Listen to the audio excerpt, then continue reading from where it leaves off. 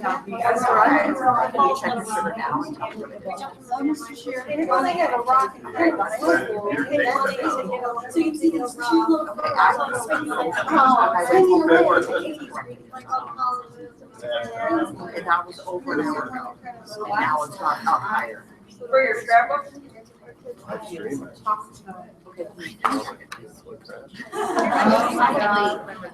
Do that now. All we've ever done. You find stats on them, like how many years they did on cost for them? Oh, yeah, that is good.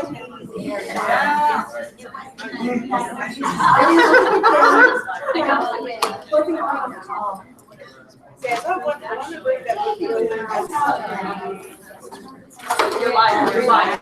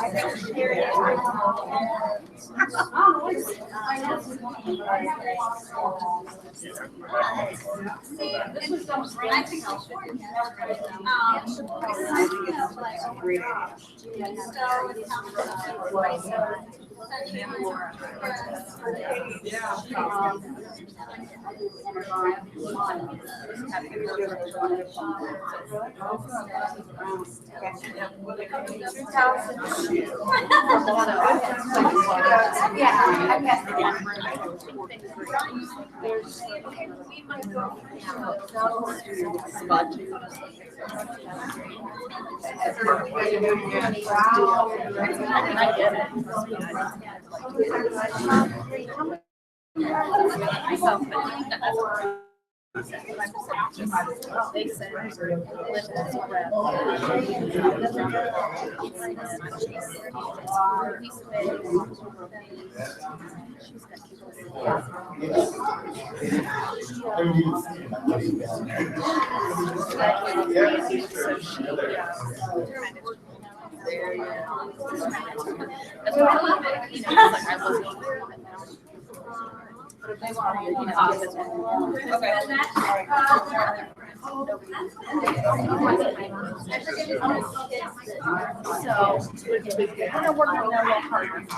I've got some better, I've got a little better,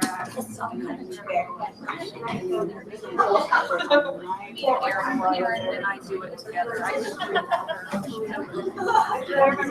Unless somebody else wants to.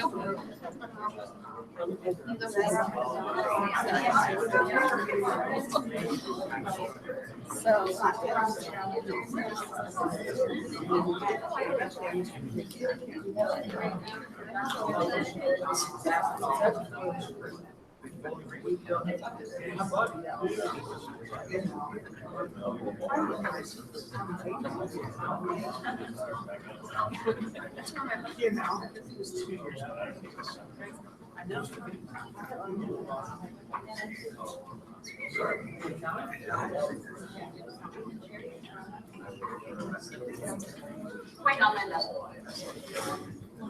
She's almost in the parking lot. Thank you.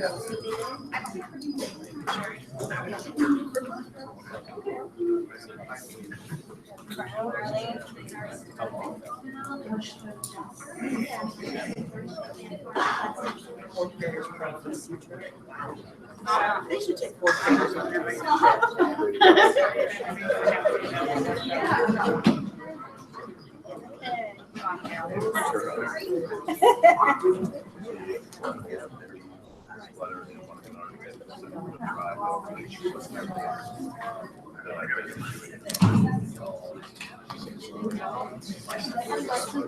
No, it's written in here. Oh. No, not my question. Yeah, look at dog what fiber. No, it's all written here. It's written on here. They did a whole thing, graphs and everything. It's like, here's the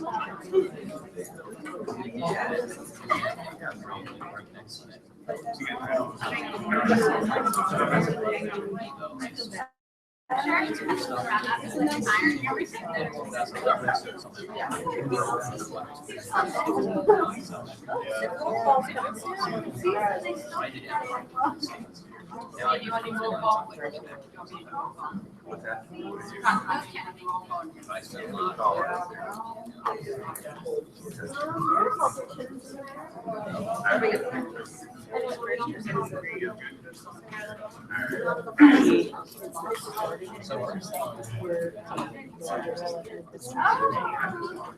I'd like to call the June 8th, 2017 Field Local Board of Education special meeting to order at. Please stand for the Pledge of Allegiance. Pledge allegiance to the flag of the United States of America and to the republic for which it stands, one nation, under God, indivisible, with liberty and justice for all.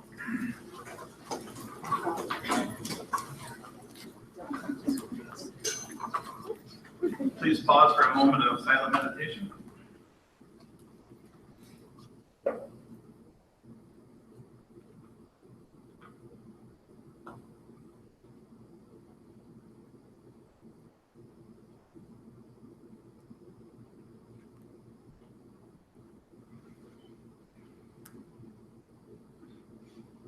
Roll call, please.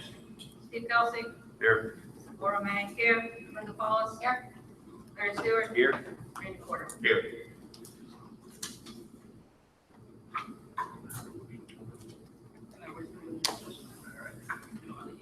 Okay. Excellent. Tonight's meeting is a special meeting for the purpose of meeting the community, bringing them in, trying to converse more than what's at a regular school board meeting. Unfortunately, it's time limited, so you only get 3 minutes to talk. So we open this to be a special meeting so that we can break that rule and have more of a conversation instead of just listening to you for 3 minutes and saying thank you. I thank everybody for coming. I thank all the people that hopefully are watching at home. They are live streaming over here. It'll be put up on the website, so anybody that hasn't made it this evening will be able to find it on YouTube, and will be able to watch it at their leisure. We kind of have somewhat of an agenda, like an order that we're going to go in. The only thing that I ask is we are going to open it up to more than 3 minutes. Just respect whoever's talking. Don't talk over them. I'll try to watch who's raising your hand at when, and if I pass you, I'm sorry, I'll come back, I promise. And stuff like that. So,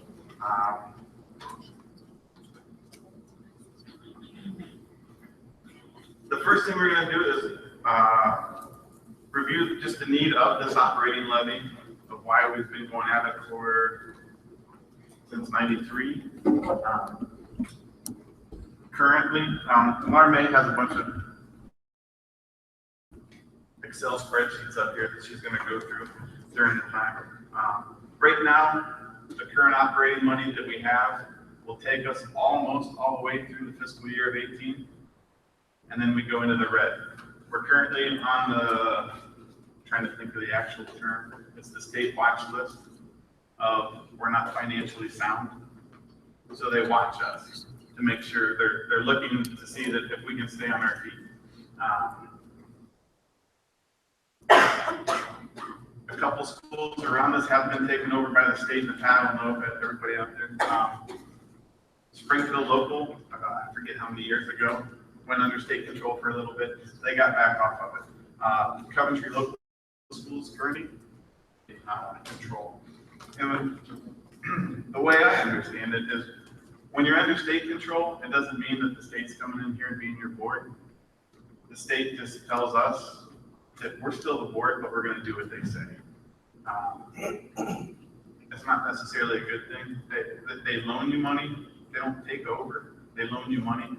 And you got a certain amount of time to pay that back, and that time is up to the state. So it depends whoever the governor at the time is, how they give you stuff. It's a mess. So, Laura has, like I said, has a bunch of the Excel spreadsheets up here to review. I wanted to bring them up to date on the 5-year forecast. Yeah. Okay. Already on screen now. Top right hand side. Chris, can you make that bigger? There's a learning curve here. Oh, yeah. There's 3 dots in the upper right hand corner.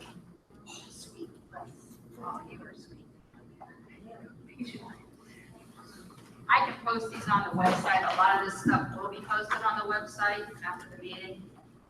This is our 5-year forecast as of May. It has changed pretty drastically since the last time we did in October. I got a brief summary sheet. Projections Todd had what came in from the auditor's office, property tax collection, for tangible personal property tax reimbursement, open enrollment. Todd takes a 3-year average and puts that in for his calculations on money coming in. So we had a pretty big swing for a positive for a change this year. We can start with line items. I'm just going to highlight it, and I can post this on the site. The general property tax increased substantially from what we collected. We gained another 1.4 million in some rollbacks and some tangible personal property. He estimated 25,000. We ended up with 320,000. Other items that he had found was the insurance wasn't as much, but it's still up there pretty good. I'm going to say line items 1.01, 1.02, 1.35, 1.04. All of the stuff is above in this top upper revenue rate in here. This is fiscal year 17. All these numbers here adjusted to the benefit for us, which was kind of nice for a change. So therefore, when you come down and you compare to the October forecast, where we go out, now we are sitting at 20, 25. Right here is 19. And we're 1.7 still ahead, but the next year is when we drop off. We're not in that good a shape in October. So that's the biggest change, and that's one of our drawbacks as a board is you tell everybody what you're doing in October. You're 3 months prior to an election when you're setting your millage. You set your October forecast, 5-year forecast. November you vote. Tax collection in February, and the auditor gives you new paperwork and new amounts. So you come back and you have to redo anything and update for May, another 3 months before you go back on the ballot, and this is what has changed. So this isn't us gaining or losing or us as a board doing anything. This is just what happens with the property and the state, the governor, the budgets and everything. Chris? What causes that drop off? Or we don't idea. The running out of money. Is that because levies are just going away, or? We have moved the levies down, whatever, let me find them on here. The money that you see in the revenue is actual money that is really coming in. When we figure on levies coming in, going out further, we put them toward the bottom of the spreadsheet so you can see where they drop off. We go up on the top, see where in 2018 it's 8.85, 8.85. 7.5, that's where a levy drops off. That's a 7.3 levy that'll drop off. It'll drop off half in 1 year because you're collecting 1 year in arrears. And then you'll see 2020 or 2021, it goes even more. So that's your 7.3 levy coming completely off your ballot if it does not pass. That's how we run the forecast now. It's no anticipation. It's no, oh, if it passes or not. These are real numbers. We come down to the bottom. You see right here, the 1.304, the 2.608, that is your 7.3 mil levy renewal if it renews in that year. Those are our numbers then at the bottom, still with that renewal passing 4.7 million in the hole without any more new operating money. Can I say one thing? Sure. One thing is that we're operating in the black right now, but what happens is we end up spending more than we bring in, and that's how we end up getting in the red. We start spending that surplus that we have, and that's just the nature of the beast. It happens in every district. Todd, go ahead. I was going to say, the way I understood it, just correct me if I'm wrong, is since it has been 26, almost 27 years since we passed a levy for new operating money, we're operating on the same funds since 1993, right? Or 1991. 1991, sorry. Starting to get confused. So if you try to live on in 1991, you would probably run out of money as well. So I think that's where it comes to before the levies. Now, in the past couple of years, Todd, I'm sorry, did I cut you No, off? yeah, you're good. No. In the past couple of years, Todd has, I don't want to say money, just, it was in the long funds. Those were one-hit wonder money. It wasn't residual money every year. It's like, it was in the wrong fund, we moved to the correct fund, we could spend it appropriately. No money was ever taken or anything like that, but it just needed to be allocated in the right funds. So that was money that we have been using, but it's not a residual, it's not a repeat. It's like you go out, get the lottery one time, and you have that money and you spend it. So this is where we're at. So this is if the levy drops off. That's your 1.3, your 2.6 million in those 2 years with no 7.3 operating. Laura? Yeah. Can you talk about the tangible, or the tangible personal property tax? Because A little bit. I can tell you they have been working on phasing it out over the years. They're talking about continuing it. As Todd had put in the 5-year forecast, he gets it from ODE, the amount in October. He forecasted for what we were supposed to receive was 25,000, and some miraculous way we ended up with 320,000 coming to us for the tangible personal property. They say 17 is the last year's coming in. They're also talking about possibly extending it out. The cap tax that replaced the tangible personal property never equaled out to any of this when it was done. that wasn't money he was. No. The ODE said this is going away. You only can Right. put this in your 5-year forecast, and then all of a sudden they changed their mind at the state. Right. Okay. Every time they keep changing it. It's legislators, different governors, different budgets, everything affects all of it. It's all come back to us. So we just have to deal with it. I have accumulated 5-year forecasts since 2003. And you can see the tangible personal property tax and the line item, just watch it just dwindle. I mean, we used to get almost $500,000, sometimes more than that in a year that we could count on, and it's all gone. So that's the other part of this 26-year dilemma is the tangible personal property tax is gone. Does anybody have any other questions on any of this? I don't know where to go with spreadsheets other than I have a lot of info here. Anybody have any questions on? Go ahead, Jason. The state budget proposal there, that's $244,000 less than what we received last year too, correct? And that is accumulated, that is accounted for in here. So that's another reason why we lose money. Right.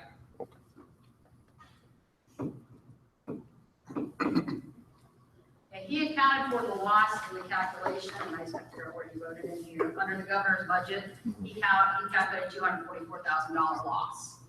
So even with all of that figured in, we're still sitting right there for 19. So we've extended it out. I didn't bring my October, so I don't have the October forecast. You can see the difference.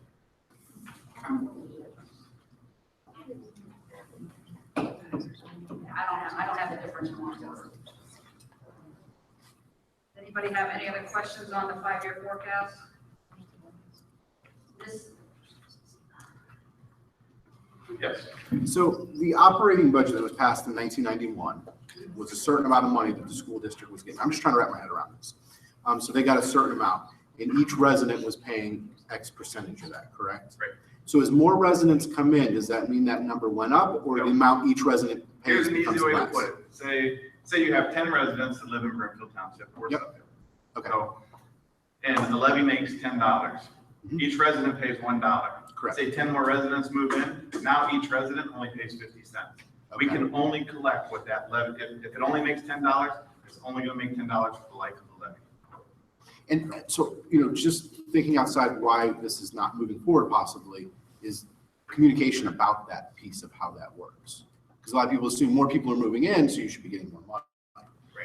there is, now going off of that, that's how I had always was taught and what I understood for the whole thing. There is a slight adjustment because if you're gonna take a vacant lot that's valued at $30,000 and you're gonna put a $300,000 home on, there is gonna be that discrepancy. You will collect a little bit more, but we're talking under 50,000. So over the grand scheme of everybody moving in, it's not like you're getting that full value of everything. Your budget is still at a certain amount. was a question in the back somebody had. So just to be clear then, is it the same dollar amount that's being collected, or as property values have gone up, has the overall amount, gone up over the years? Or are you still collecting the same amount that you collected basically in 1993? Same amount. I don't know how- It's depends based on the if you millage. It's based on the If you did a millage. replacement or what's the other one? You do collect more, because I've talked to Todd about this, you do collect more, but you gotta remember, even if over the last 5 years, they built 200 houses, you're talking 5,000 houses, the percentage, it's not like Brimfield and Suffield have doubled in size over the last 10 years. A couple hundred houses is not a large percentage, but you do collect a little more, but not as impacting as you think. Essentially. What does change though is your millage, what a mill is valued at. As your property taxes to increase, when we get the triennial updates, the millage goes up. About 10 years ago, it was like $367,000 was a mill. That was ingrained in my head. That was what it was. Now it's like $378,000. So the millage goes up, the value of the mill goes up, but the auditor says, not us. And another thing to think about with it is, say you have the 10 families and 10 more move in, the levy goes down per se, just to 50 cents per person, right? But you just had, if each family had 2 kids, you just injected 20 more kids into the district, which increases what we need to do. So that money stays the same, but You're servicing more kids. yeah. And I think you have to think about what has changed since 1991 in the way of what we need. Or technology, just for example. In 1990, the internet was just being introduced. Now we don't live without it. And the students don't, and textbooks are online, and the technology they need to take tests and to buy the hardware and to have just the support is a big piece that we never had to think about back in 1990, or even really too much in the early 2000s. But now, we can't get away from it. It's a big cost. And there are a lot of things that come in the state, that the state demands the district do that they do not fund. A lot of unfunded mandates. They say you have to do this, but they don't fund it. Like the testing. Like the All the testing. testing they've mandated is all online, and they didn't give us a penny for the technology.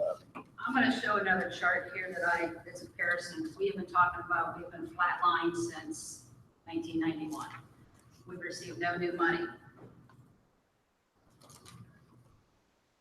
This is off the Social Security Administration website. It's a table that shows your cost of living inflation. And this is from 1984 on through to current. Take a look at the percentages since 1991. Your plus. Sorry. So here's your cost of living raises that Social Security has received while the schools remain flatlined with their budget.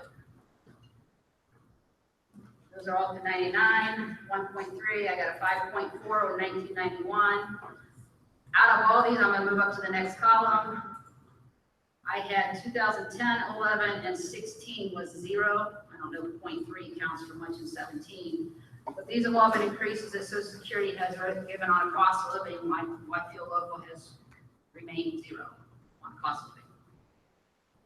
So that's just something to throw out and consider. Where else do we want to go?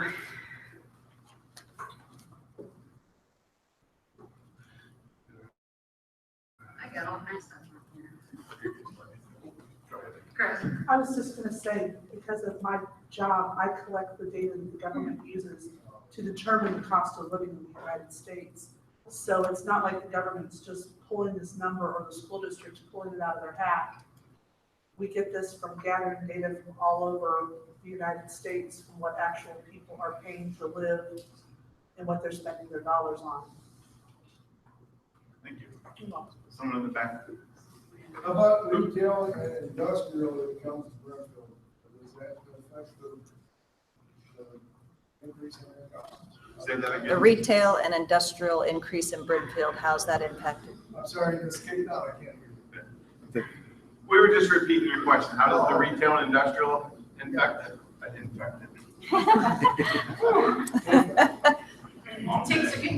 Freudian slip. Yeah. That I don't have an answer to. Well, I think part of it, isn't Walmart, isn't that whole area part of the JED? Part of it, yeah. We don't get, I don't think we get anything for that. I think Talmadge gets that, if I'm not mistaken. Yeah. Township, that's township. That's Yeah, That's I the was gonna say, I JED, think not, our businesses are not the townships. schools.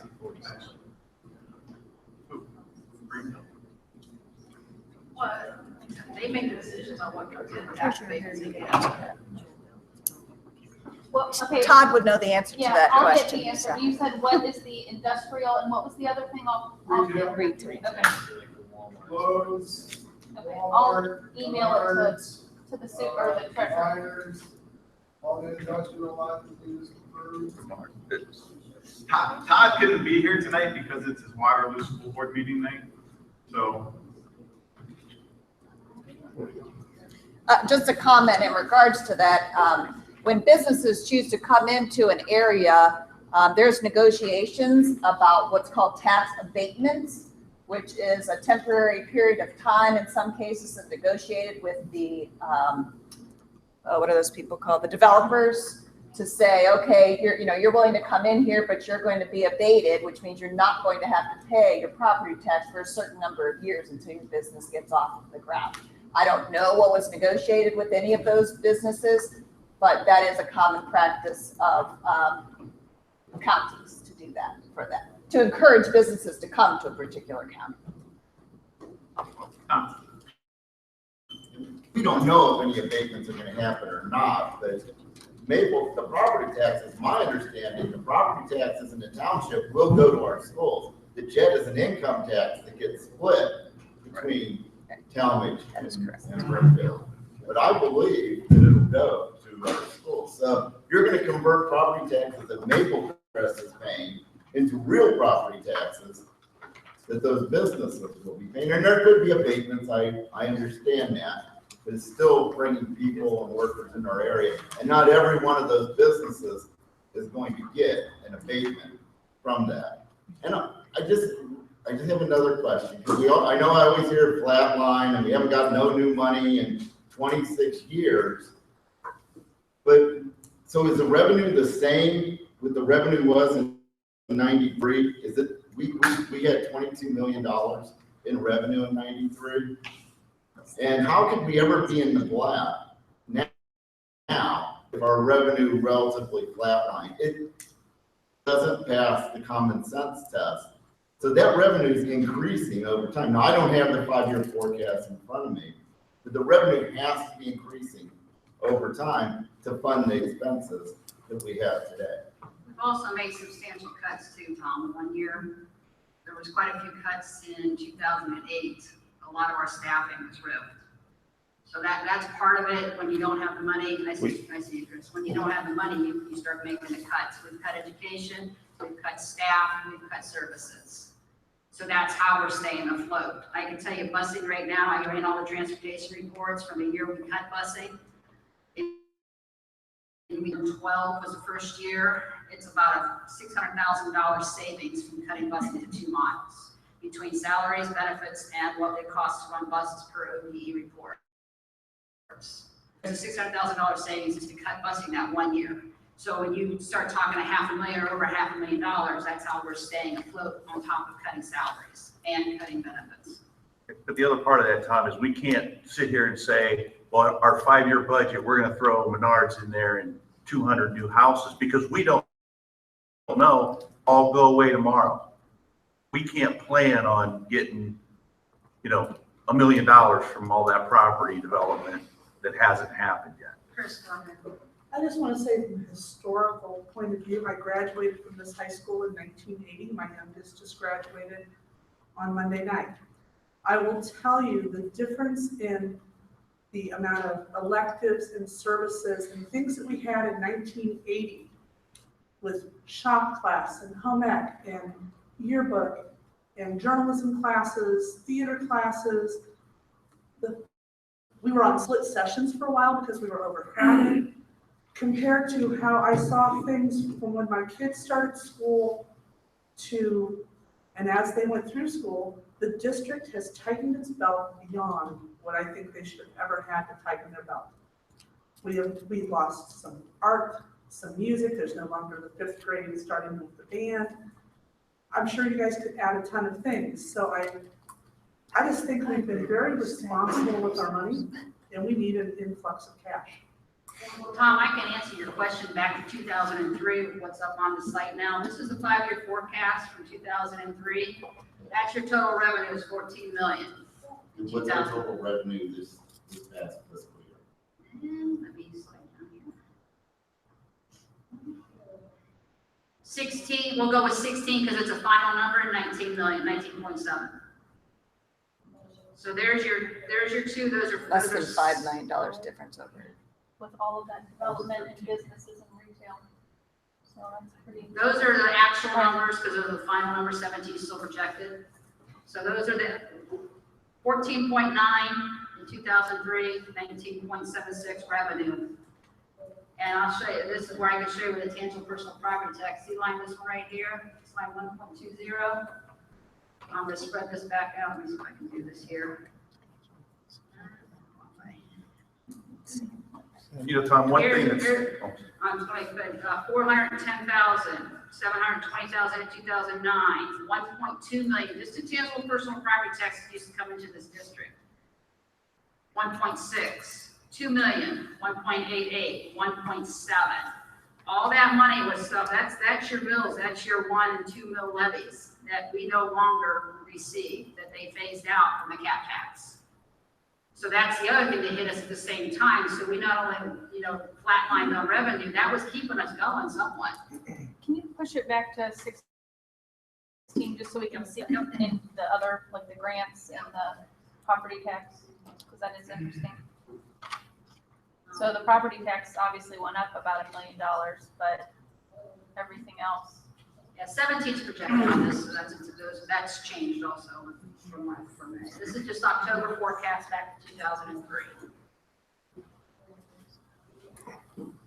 What's gonna happen when the levy passes? We're gonna bring a bunch of teachers back? Are we going to reopen Central Kindergarten? Or bring back, I don't know, a lot of the things they cut, like busing and stuff? Or is it just gonna sort of stay the way it is?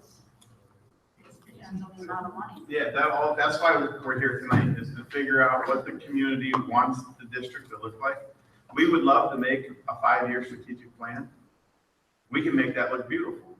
But if you don't have the money to do it, then all we're doing is writing stuff on a piece of paper. Or we can make a horrible one, and all of a sudden we have money, and be like, oh, we haven't planned for it. So we're trying to see as a community, we speak for you guys, right? You guys elected us. We're trying to do the best we can. So we're trying to get,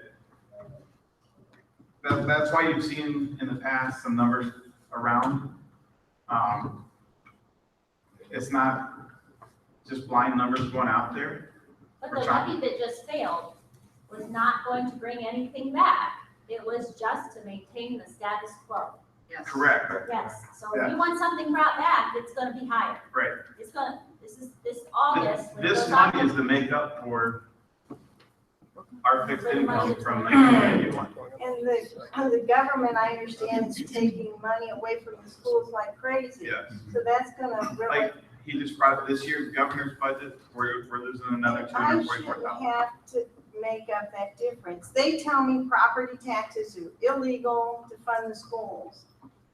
Yet, we know that's never gonna go away, and the government from the president on down are taking away our money. They're just not getting. Strickland was working, Strickland had a plan to convert taxes, and then he didn't get reelected. So that's where that plan Every time we get a new governor, new president, new whatever, we're back in the whole square one. And any 5 up here this evening have to deal with it and tell everybody in the public that. Can you this is guys, what they did. sorry, maybe talk about why a little bit about if we asked 8.3 last time and the possibility, if we asked 8.3 this time, a possibility of what that could look like. Just, and maybe talk about why. What money, like specifically, so we can talk about the, Where will we go? Yeah, that's, I mean, everything's, I mean, so, okay, we got money from, we got our budget looks, our forecast looks a little bit better now because of the personal tangible property taxes. There's like six. And the auditor's difference in there. increase in open enrollment. And that's still based on averages. Hang on, I actually have them written down from that board. When you start looking at, to like bring back buses, you're at $90,000 or $95,000 for new buses. To fix the parking lot out there, which is atrocious, is probably gonna be somewhere around $750,000. That parking lot, I sent 4 kids through the system, that parking lot has never been fixed. It's the same one, and it's horrible. Same one It's an for the embarrassment. last 20 we some keep years. putting Band-Aids on it, Yeah. and, It's like, yeah, I mean, it it's needs, $2 million to fix it. it needs to fix It now. was $2 million. It was like 1.75 million. Yeah. This is my first meeting ever, so I don't understand if the funding changes every year from the state. Why is there a 5-year forecast? The state of Ohio makes us do it. Law. I mean, That's one of the mandates that we have to do. Yeah, and every time they give you money, they take something else away. So- And it moves over, then it makes it look, I'm not saying bad on the board or bad on the treasurer, but it's like, oh, well, we really didn't need that much money, we needed less. Right. And then you have people in the community like, well, we really didn't have to pay out all this money that they said that they needed, now it's. And that's what Laura it changes. said, So that's why I'm here, is become, right, that's what she was stating at the beginning of the meeting was, we set the plan in October, this is when you vote for, it, and stuff changes in fact, like, it does, it makes the school district look like we don't know what we're doing. The timeline for the one in November, we started in July, you have to have 2 meetings to put it on a ballot. So that's July, we go off the old numbers from the May forecast that we have from the governor and everything. July 1 starts a new fiscal year. July we set it, October we kind of have our 5-year forecast. We set our appropriations for our district also in September, that's our budget that we spend on. We do October forecast, you vote in November. You roll into January and February, your first round of property collections comes in from Portage County. We title get the tax duplicate what it is. If we're gonna be on in May, we're already February passing. Before we get the information from the auditor, we have to vote on to put it on a ballot at whatever millage we know right now what the numbers we're looking at in January. so that it has to be a 5-year. Pardon? Does it have to be, I mean, you have to do, I mean, you have to do. a You have to. forecast. Yeah, you you have have to to by law That's do a millage 5-year for forecast. 5 years then. You have to do a 5-year forecast. The And state every- wants to keep it nice so they know if you're gonna start falling off further in advance. And every district looks the same, every district. I work in Kent, I'm a board member here, I used to work in Rootstown. And I can tell you that every single district looks the same. When you do the 5-year forecast, something always changes. It's just like if you do your budget at home, something happens within that 5 years, but the state mandates that you do 5 years out. I think, were you asking, maybe about them potentially putting on a levy for less than 5 years? Yeah, I mean, can you do a 2-year levy that does bring back the things of why students are leaving this district? Whether it's busing or the higher classes or whatever the reasons are of why kids leave Field District and go to other schools. Look at all the reasons, what would it take to bring them back? And you do a 2-year and you might get more folks And then you that have to actually renew pass it. the Well, levy because there's. You know, a lot of people send their kids to Kent, they think it's great. Oh, they got all this extra stuff. They pay twice as much to the school as we do. Their income tax is Twice. extremely high. And I'll tell you another, and this is a sore point with me because open enrollment screws everybody. Because we send kids to Kent or to other schools, they send them to Kent, and Kent taxpayers are paying $15,000 to educate your kid, and they're getting $6,000. They're picking up the rest. So then what happens to us is you send your kids to Kent and you say, oh, my kids don't go here, they're getting a great education, why should I support the levy? So we have parents that fall off our rules.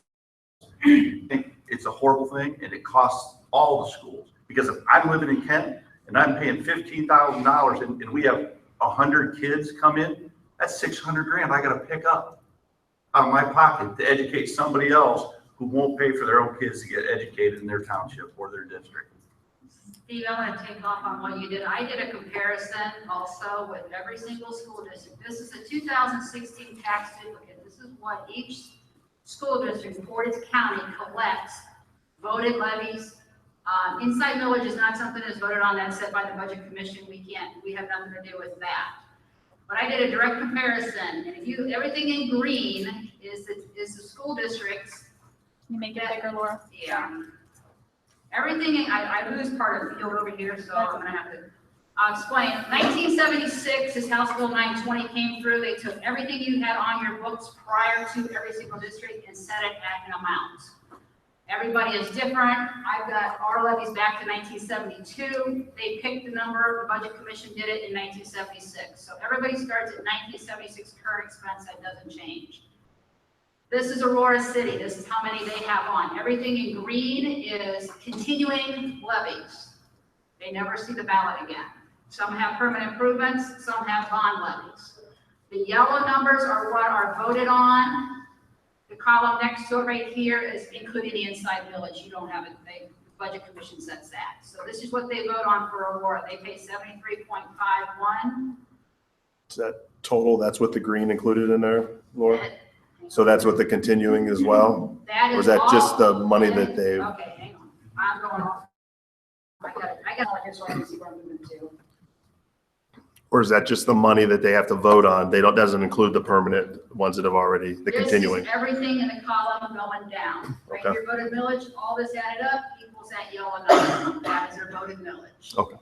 Whether it be continuing and or replacement renewal or revolving or permanent.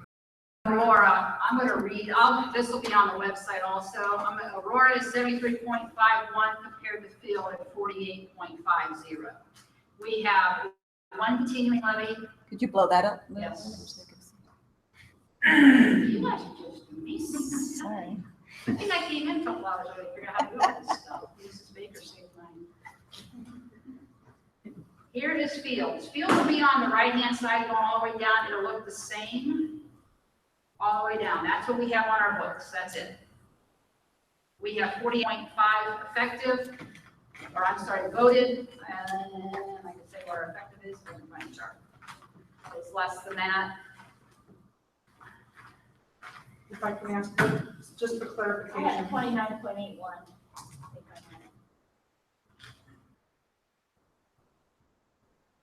I don't have one on this chart. 2921, that's for agriculture residential, and it's like 31.5 for everybody else. So let's just say 29, just for effective. when you say effective, would you explain what that means? You're voted on in a village, this is where your new houses come into play. You start on at a 7.3 mil. Start out at 7.3 mils, it collects so much money. As you get more houses coming in, that's where that number decreases on effective millage to collect that same dollar amount. So 7.3 equals, let's say, $1 million. If houses come in, that maybe 6.9 equals $1 million. The effective millage maintains the dollar amount collected so it stays the same. Why? That's the law. Because that's the law. That's the law for House Bill levies. 920. That doesn't make sense. You build some new houses, they bring in more money, give us the new money, don't take it out the other end. I wish you were a governor. I was at the Farm Bureau meeting the other day, and Janet was saying that we're going to be reevaluating all the properties in Portage County, and we even found employees. So with this increase, will it increase revenue for our schools? We won't know until the valuation is done. What he said is, he was just at the Farm Bureau meeting, and Janet Esposito Yeah. was stating that they're redoing all the properties values in Portage County. And He she wants- said they're all going to be going up. Right. Triennial update. Yeah, but that money goes towards the county. Just because the property value goes up, doesn't mean that money's coming back to the school. That money goes to the fire department, that money goes to the police department, it goes to the roads. So don't assume just because your property value goes up and you pay more, that is actually going to the school. Did one let us any of it go to school? The mills that were voted for the The school. mills. Whatever mills That it goes is. to the school. Right. Correct, but that. But it's the same dollar. That's a fixed amount. Yep, you're talking every. It does, and I talked, 2008. the problem with that issue, because I had that conversation with Todd with another gentleman from the community. It's a very complicated issue. There will be a slight increase. I mean, it's not, if we're collecting $100,000 on a levy and they build new houses and businesses and valuations go up, it doesn't stay at $100,000. It does go up slightly, but it's a very complicated process and formula. It's not enough to make up the difference. No, it doesn't. Yeah, I think that our increase, Laura, you should, I want to say it's $80,000 for the last update of the new house, like, so The last triennial. the last one gave us an extra $80,000.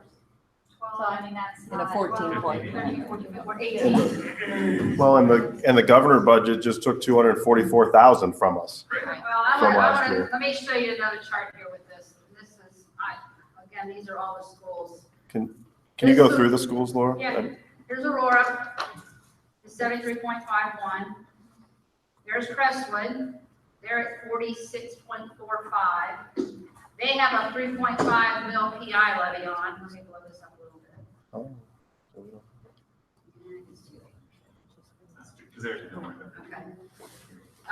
So this is Crestwood. They have 3 on the books, 1 emergency and a PI, and they got a bunch of bonds for building stuff. Now, this is not anybody that passed anything in November. This is as of 16 tax duplicates. Garfield has 2 on, emergency levy, no PI. What do they have? Are we, huh? What was their number? 59.67. Are we ready to see our number 1 competitor? We send almost 110, 20 kids, 120 kids to Kent City schools. Look at the green. All continuing. Look at the millage. This column right here. You know why that is? Because all the people in the Kent district, they vote for their levies. That's why they got that money and we don't. Last one passed 61 to 39. And it was 8.9, no, you passed one just recently, 13, No, yeah, this is the bigger one. 8.9 mils. Can you, what's their total number then? The yellow number at the bottom? Those are all continuing, Linda? Yes. They're all. They're all great. There may be a few renewals in there, but I think most of them, look at this. 107. I think it's important to say with that, they have that much millage. They are the number 1 cost per pupil. They spend $14,150 per student. Thanks, buddy. Thank you. Field in all of Portage County, every single school in Portage County, we are the lowest cost per pupil at $8,447. Why do they have so much more to offer at Kent and every other school in our county? Because they spend a lot more. Their taxpayers provide the school with a lot more money so they can do a lot of more things. I think they're the We only. cut ourselves to the bones because our taxpayers won't give us additional funding. They have We cut ourselves down to the bones. They have 14 AP classes this year at the high school at Kent.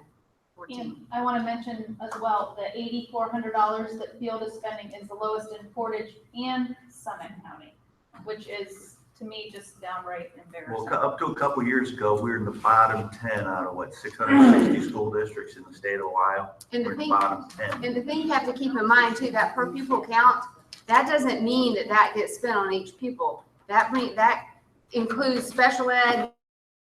You have a full-time aide that may cost $30,000 a year. So when you do that, that's a student is not even getting that much spent.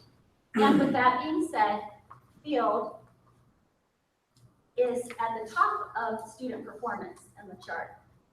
We are equal with Kent on student performance and testing. They spend a lot more money and they're not a lot higher than us. They're not higher at all than us. We are way at the top of the chart when we look at that. Hey, can I say something real quick? I'm gonna blow up here if I don't speak. You know, PG. this is my bottom line as a board member. I'm just gonna cut through the chase of money this, money that. We get it from the state, they cut this, the federal cuts that. We got a good treasurer, and he handles all that stuff, and I have faith in him, I really do. And way back when, I was the Tea Party guy that ran for the board, and I had horns my first couple of months until people realized he's not such a bad guy. And really, I'm not such a bad guy. I'm watching. I tell them, guys, I'm watching you. And I believe in the treasurer and the superintendent. I really do. And the teachers, I tell you right now, if I didn't think they were doing a good job, because they are. We're here talking about the money. The bottom line is, it's the public school district. This is the way it works. And you see Aurora, you see Solon, you see Kent, they get more money because they vote more money. The people in the district give them more money to operate. That's why the kids, some of the parents send their kids over there because they're getting more bang for the buck. Well, the bottom line is we have to either give our district more money or not. The school's going to close up. We're not going to have any school anymore. That is just the fact of the matter. You can't change it.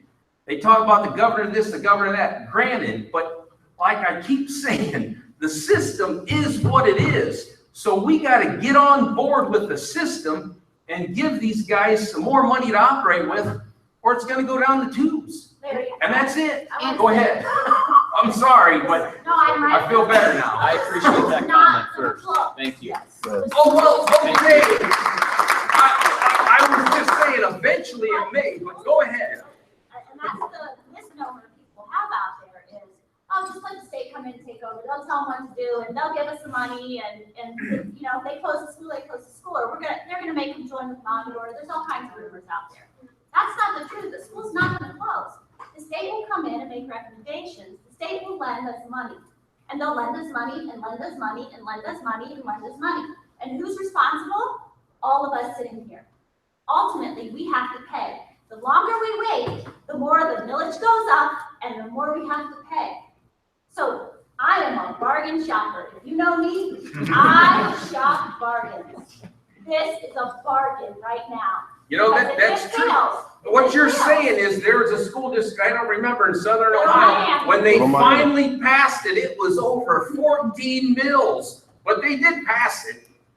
And also, No, that's true. And I want to bring up one thing too about Kennett passing their levies every time. You're talking about a district that is 40% economically disadvantaged.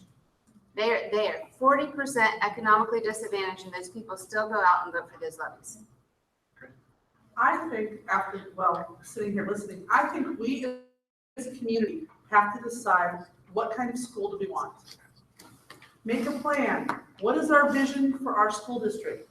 Do we want to be known as the school where kids excel and do well? And if you come to Field, you're going to get a great education and you're going to have phenomenal teachers, which both of my kids had.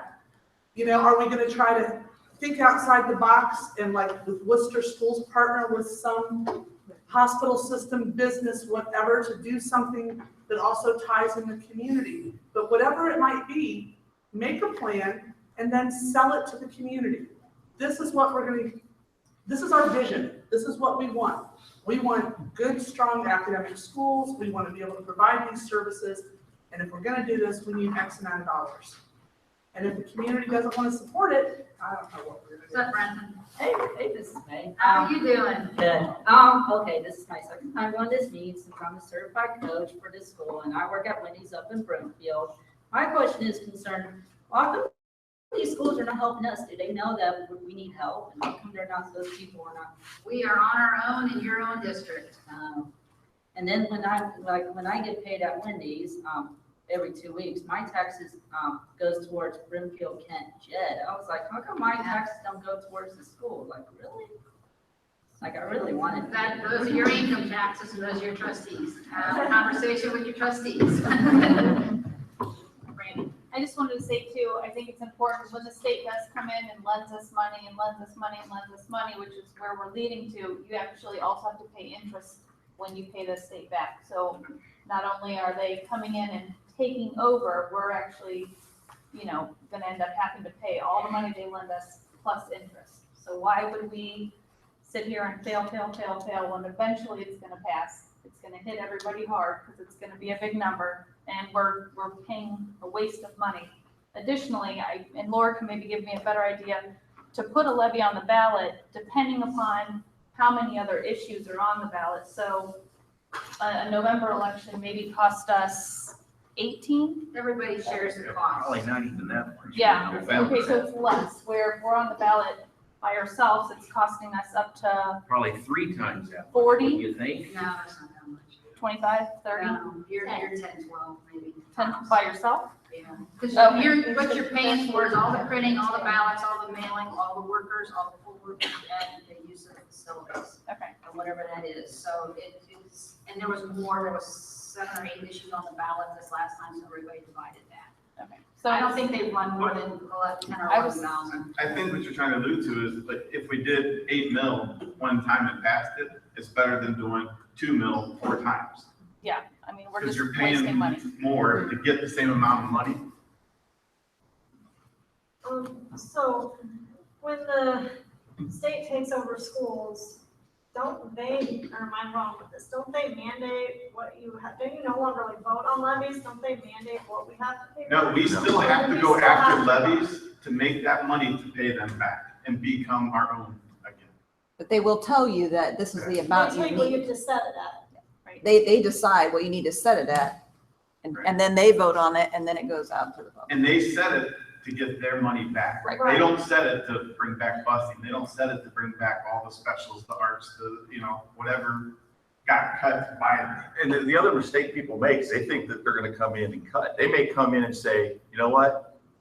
We recommend that you have X amount of guidance counselors per 100 students. You need to add 2 guidance counselors. You need to add this program or this program.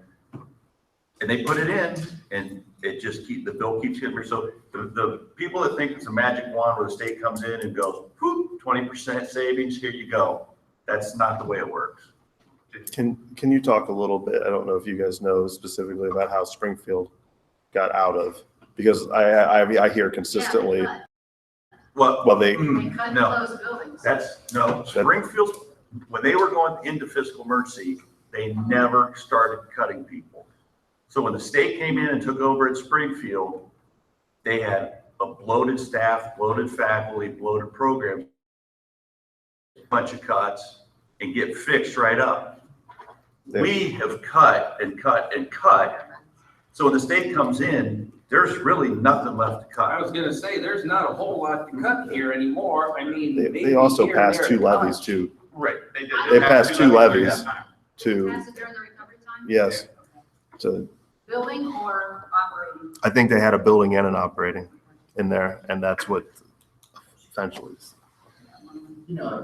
I've been involved in this since about 2009, 2010, when we first floated the idea of the income tax for the district. And they were saying the same thing in 2010, that we were gonna head for state control. Now, we've not passed any levy since then, and it's now 2017, and we're not under state control. The schools aren't the same. Okay, How much but what have I'm we cut saying since is, then? look, this may be, maybe most of the people in here, support the levy, pass the levy. I've supported levies in the past and I've worked very hard to get them passed. I don't support all levies. I didn't support this past levy.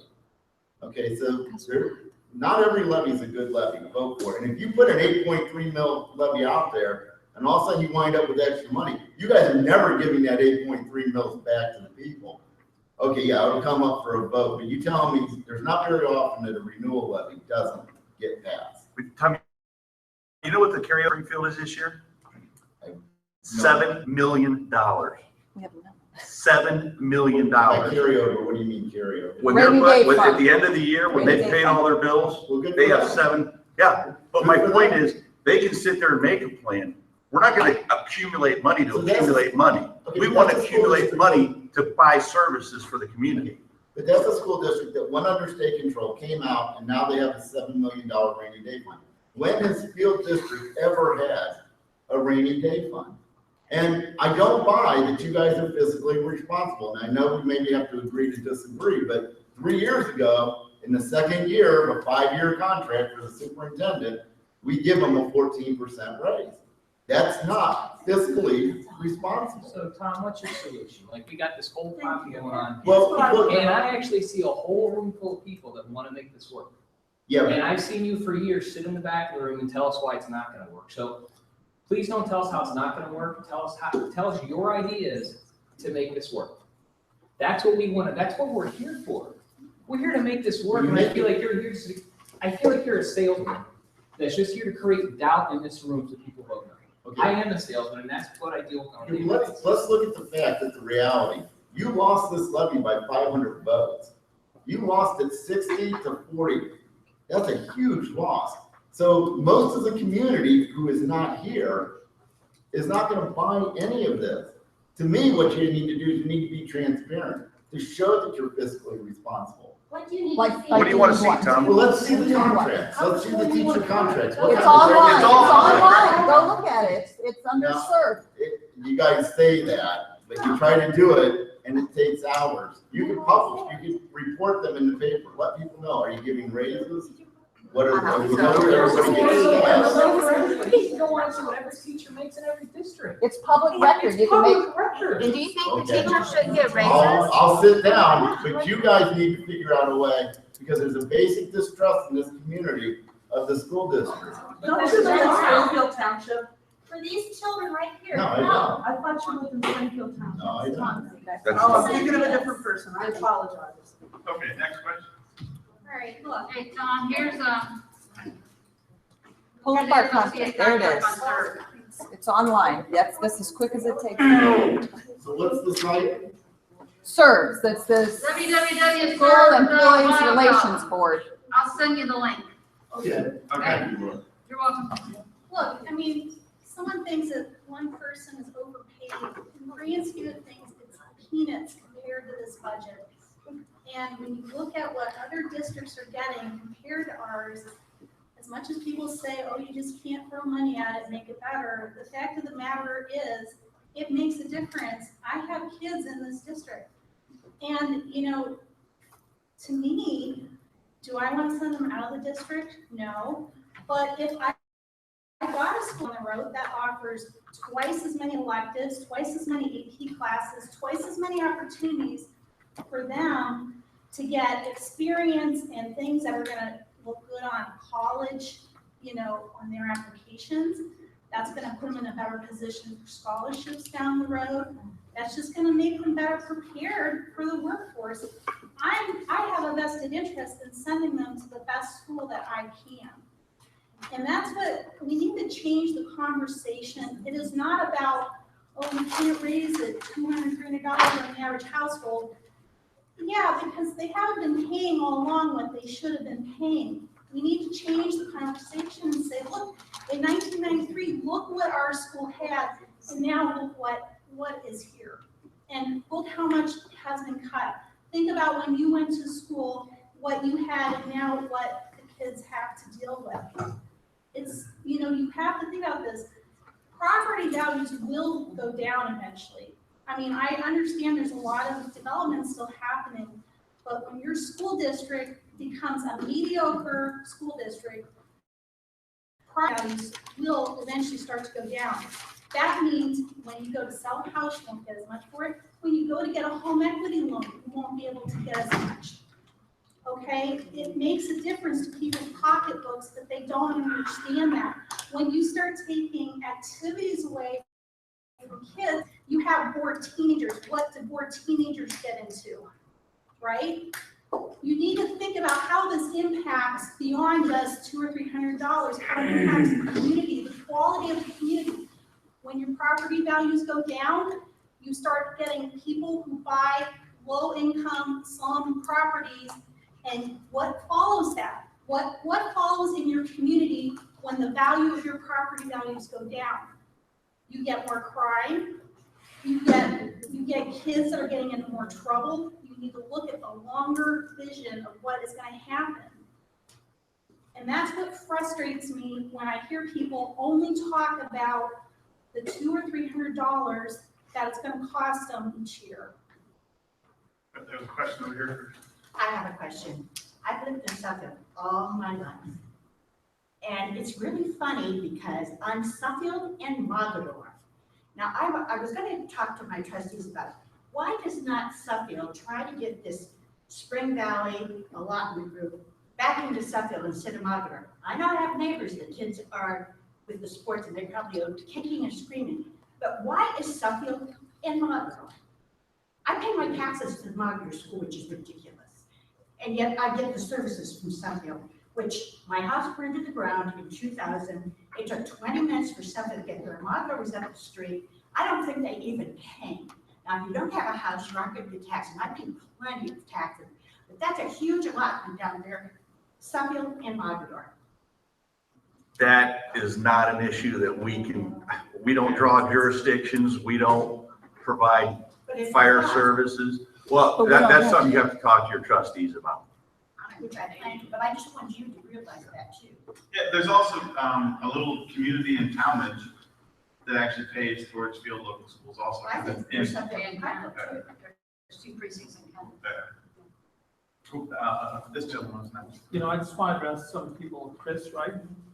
And the no voters don't care. They don't have kids in the school district. They don't care about their property values, so they don't care. They're just voting no. You know, I know, Bernie, right? You have kids in the school district? No, my kids great. I got a lot of property. Right. And you're a no voter, I think, right? No, I voted this time. Typically, they're no voters, they don't care. So getting people to care is very difficult to do. So while your points are valid and they make total sense, they don't care. Question. I'm not asking more questions. Oh, you're talking. No, Oh. Well, I just think we need to somehow change the conversation so that we explain why it matters to people who don't have kids. Because it does impact them. They just don't realize it. And they it may don't not- realize that the taxes get raised, the state comes in. You know what? You'd be surprised. You'd be amazed at the people that do have kids that don't vote at all. That's the thing, That we don't need to get vote. the parents out here. That's what we need to talk to, the parents need to be voting. There are a lot of parents that do not vote. They support the schools. I know people that even put signs in their yards, but they don't vote. And that right there is probably the #1 issue, you're right. If every parent would get out there and vote, it wouldn't even be an issue. I agree.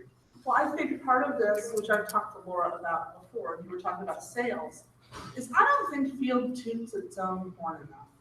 I think there is a lot of positive things that go on in this district that people just don't know about. And that we need to let the community know the good things that are going on. And I also think that when we run a campaign, we know exactly who's voting. We need to be knocking on doors and saying, and having a conversation.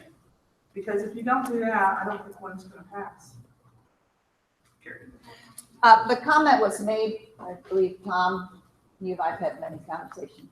But the comment was made about the 60-40 and the 500. Right. When you look at the number of people who voted in November and the number of people that voted in May, if the same number of yes votes had voted in May that voted in November, we would have won. So they just didn't come out. There was plenty of yes votes in November. There were clearly more no's. But if those same number of yes people would have actually just showed up and voted, we would have passed it by like 500 or 600, 700. I think it was a huge amount. Gentleman over here. So 2 questions. It's just, once again, informational. What was the student population in that 1991 to teacher ratio compared to now? To see how the funding was spent? It's just something to think about, just so we have an understanding of how those dollars were spent. I can say, when I went to school here, we had 4 librarians, 1 in each building. Okay. And now we have 1 librarian in the whole district. We used to have 2 guidance counselors at the high school, 2 guidance counselors in the elementary, or in the middle school, and even an elementary guidance counselor.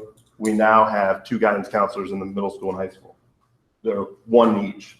Okay. We have 1 in the high school and 1 who floats from middle school to high school. So 2 What's total. the student population? Is the number gotten higher or? When I graduated, it was, in the late 80s, 200. Okay. And now I think we graduated 175. I think we float between probably 19 and 2,300 kids. So, and then the second thing is when you're out passing information, are you only knocking on the doors of the voters?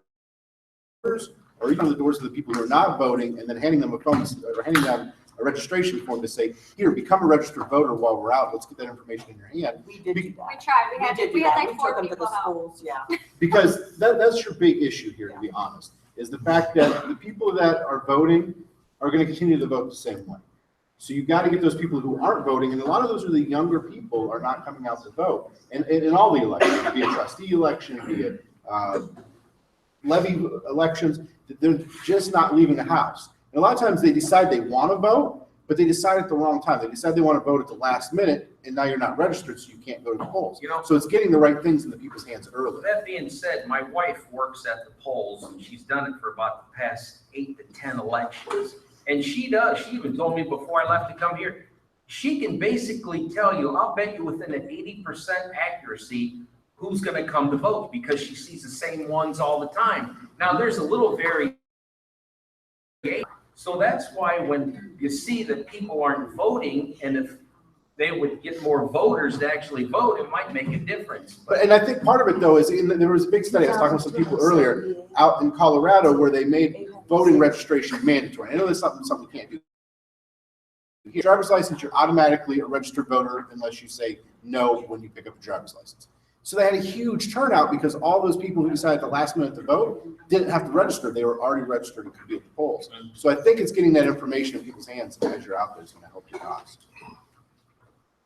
Can I just say, I want to thank the 5 people. Oh, last time? No, we had a decent amount last time. What would you say is a decent amount on the levy committee? These ideas are fabulous, but these people cannot, this number of people cannot do it.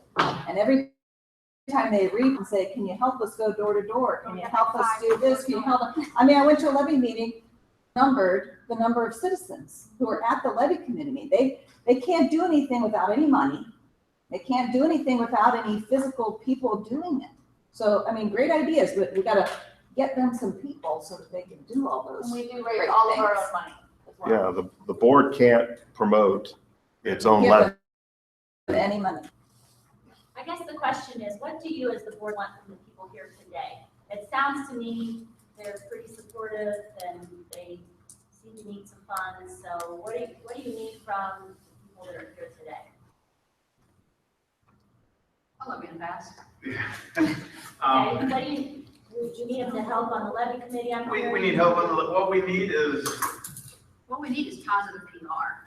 We need to stop the negative bashing on Facebook, on social media, and pump each other up instead of tearing everybody down. Because everybody sits behind a keyboard and just hammers away and calls everything, everybody, whatever. And put your money where your mouth is and get out and do it. Well, I think we At some need point. 2 things. We need people to help the girls or the young ladies get out and knock on more doors to get the levy passed. That's our immediate thing. Then we need to know what the community wants. What do you want this school to look like in 5, 10 years? You want a beautiful campus, antique parking lot lighting? Do you want busing? But you got to pay for it. I mean, it's a la carte out here, ladies and gentlemen. You don't get chauffeur to your door every day to school if you don't pay for it. If you want to walk, that's what you pay for. You pay nothing. So we need to know we need help to pass the levy, and then we need help to tell us where you want the school and the communities to be in 5 years and 10 years. Where your grandkids, what do you want them? You're just gonna send them off to some other school? Do you want them to go down the street where you went to school? That's what we need. our goal since at least Steve and I got elected together, and Laura was before us, but our goal was to make a 5-year strategic plan. It's not possible, like, we can make one, like I said before, we can make the most beautiful thing in the world. But if we don't have the funding, then what do we do? We couldn't even plan to fix the parking lot. Yeah. We wanted to draw it up, cost, I don't know, 10 grand for an architect to draw it up and lay it out. We couldn't pass $1 million to fix the parking lot, so we're not spending the 10 grand to get them to draw it up until we have some money. I mean, it's tough. Here's a summary of what's up on the screen of our elections for May and for November.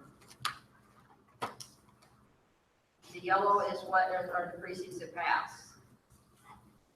I have Brookfield up top, and then this is small, this is done in the different ones, so let's see if we can blow it up.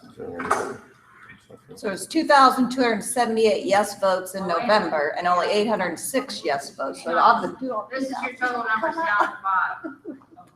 In May, there's 12,678 registered voters, 3,100 votes, ballots were cast, 3,146 were votes for or against Field. That's just in May. Yes. Did you say the yellow is the precincts that passed? Yeah, that's every year. So there's, Or that's every levy right there. You can so there's not one Suffield precinct where the levy passed, according to these? Okay. No, that's. Okay. There's a lot of. Well, no, I'm just- We won't just say something. No. Okay, I want We have- everybody we have to a lot look, of- I want everybody to look at this chart, and I want to show another chart after this. So I asked somebody back there the question and thing, go ahead. I have a question in regards to, everybody asks, okay, you get the money, what are you gonna do with it? Is there a chart that you have that has like current bucket of expenses and what's spent now and what it would look like in the future? So you get all the naysayers of where's the money gonna go to, you have a chart to show them. If we get this levy, this much money goes into this bucket, this much money goes into this bucket, because everybody's worried about somebody getting a huge raise or. Right here's your bucket. This is gonna be our current bucket list, so what we have, this is our annual appropriations chart. Well, that's just one way, what you're saying, what I heard in the fall, or in the spring was, this money isn't going to give us anything else in any other bucket, just enough to keep doing what we're doing right now, correct? Yes. And Yeah, the and money- as far as the raises goes, there's none of those incorporated into this next levy. For November. I'm sorry, But but that's the But the next fact. levy is for the next Well, 5 years, yeah, right? For November, it's not intended to do anything new either. But it's for the next 5 years, so is that saying teachers don't get raises for that? I'm just trying, I don't know how it all works. No, That's why I'm asking. he builds in a certain percentage that they can afford going up Do you- until we negotiate. I believe the ODE makes you build in a percentage Yeah. into the 5-year forecast. You You know, do not, when they you will get not allow to- you. when you start talking about that kind of stuff, one of the things you gotta understand is it is expensive to hire and train a teacher. Yes, it is. And I think, if I'm not mistaken, we've had about a 47% turnover over the last 8 or 10 years.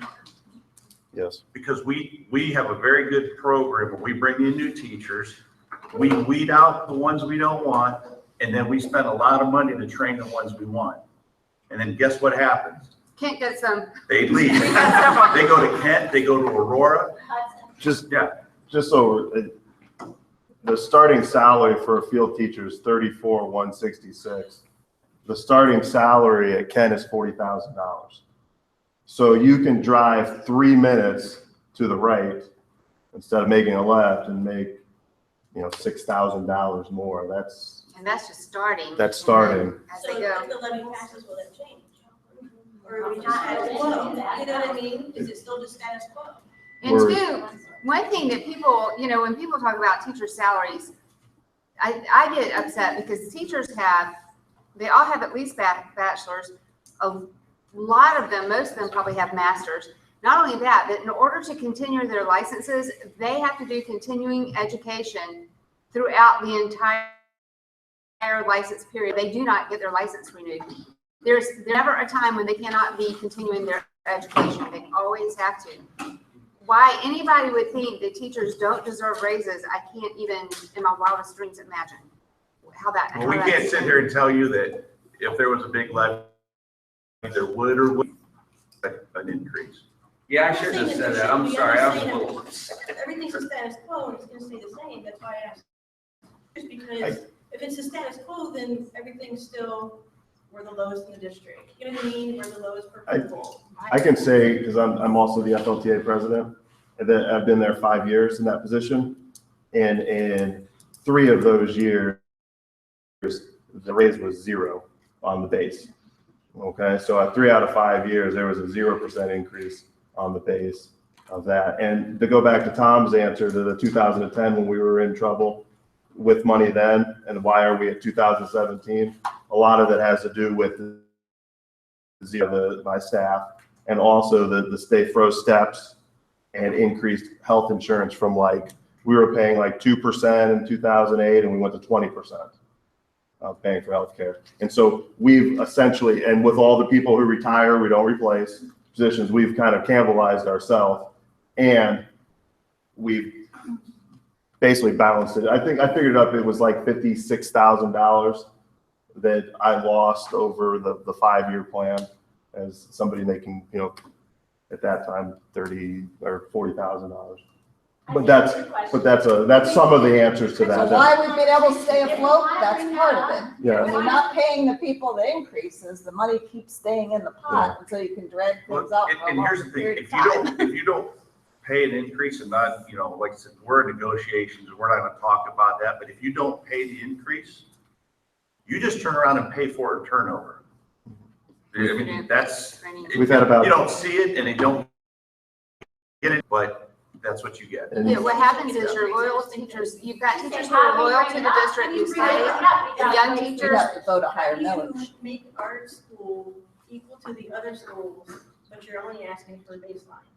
I don't think. You know what I mean? I know we're. Because we can't pass it, Yeah, I'd make love them to- pass I'd the love to baseline. pass Yeah, we the can't money. pass a baseline, so to come to the public and be like, hey, we want to do a 14 mil levy, so that we can bring back busing, so we do the parking lot, so that we can give Get the our teachers raises. Kids ready for 21st century skills. Yeah, And everything else would be We awesome. couldn't even, the permanent improvement levy was totally separate, the one, and we couldn't even get that. And it's clear out there that we need it. I mean, nobody can deny that. I even voted just to have that one on the levy and forget the other one, just to figure, hey, maybe that'll pass. Tom, the other way too is, in my 5 years, we've had about 50 to 60 teachers leave, either through retirement or found other jobs elsewhere.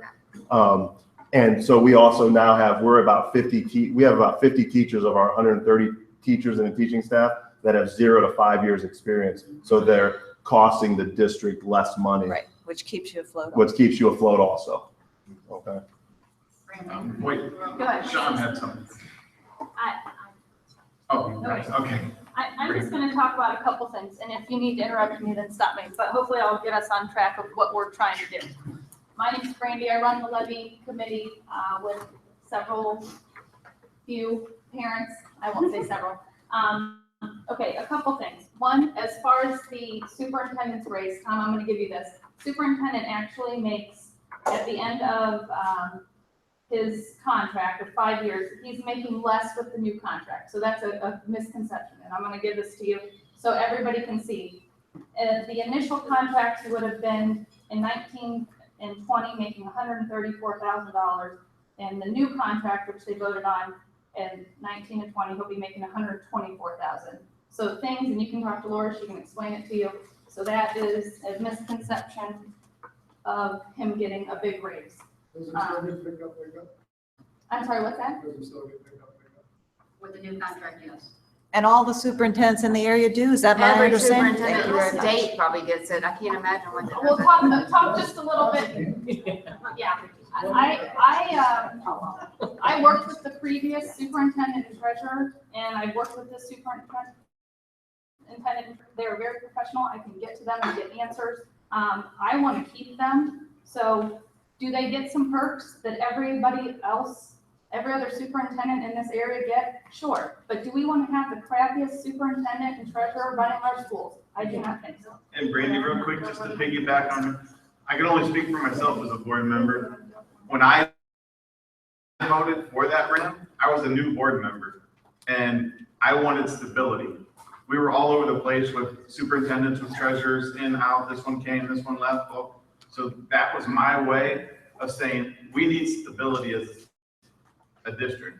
So we have a great superintendent, we have a great treasurer, we have that stability now. And in the end of the contract, yeah, he doesn't make as much.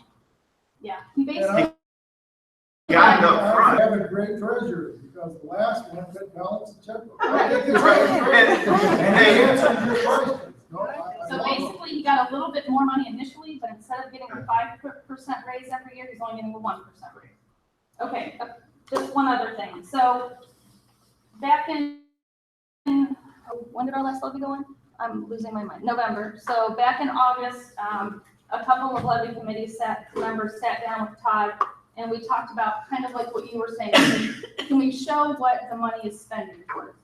So this is 3 pages of just general things that a lot of people don't realize are maybe getting spent on, such as things that are required by the state and such.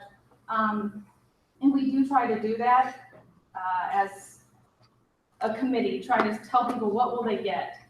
It's pretty hard, like even this is in terms that most people, unless you're sitting with the superintendent, can understand. So I just want to maybe, if people can come up with good ideas, we actually, some of the questions that have been asked today have all been answered on the levy website.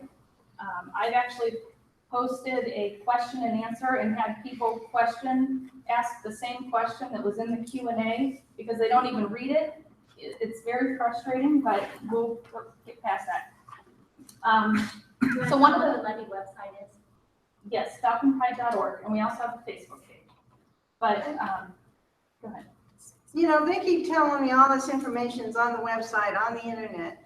I'm old school. I wish somebody would mail me that paper instead of handing me 100 levies. It costs like $4,000 to send every Because resident. if you mailed me that and I had it in my hands and looked at it, I bet you a lot of people would be more apt to vote for the levy than, I don't think to go to all these dang websites. Don't even have. You actually, Lara's got a chart of voting, and when you say the older population, Okay, I'm just gonna. she's gonna, and it blew my mind. Is it not as? Okay, so just a couple more things. Reach on, girl. Somebody asked about the plan and coming up with what does our plan look like with the money we have now? The plan looks like additional cuts. And I can tell you right now, I'm not keeping my kids here if we're gonna keep cutting because it is just ridiculous how little they have and it is not fair.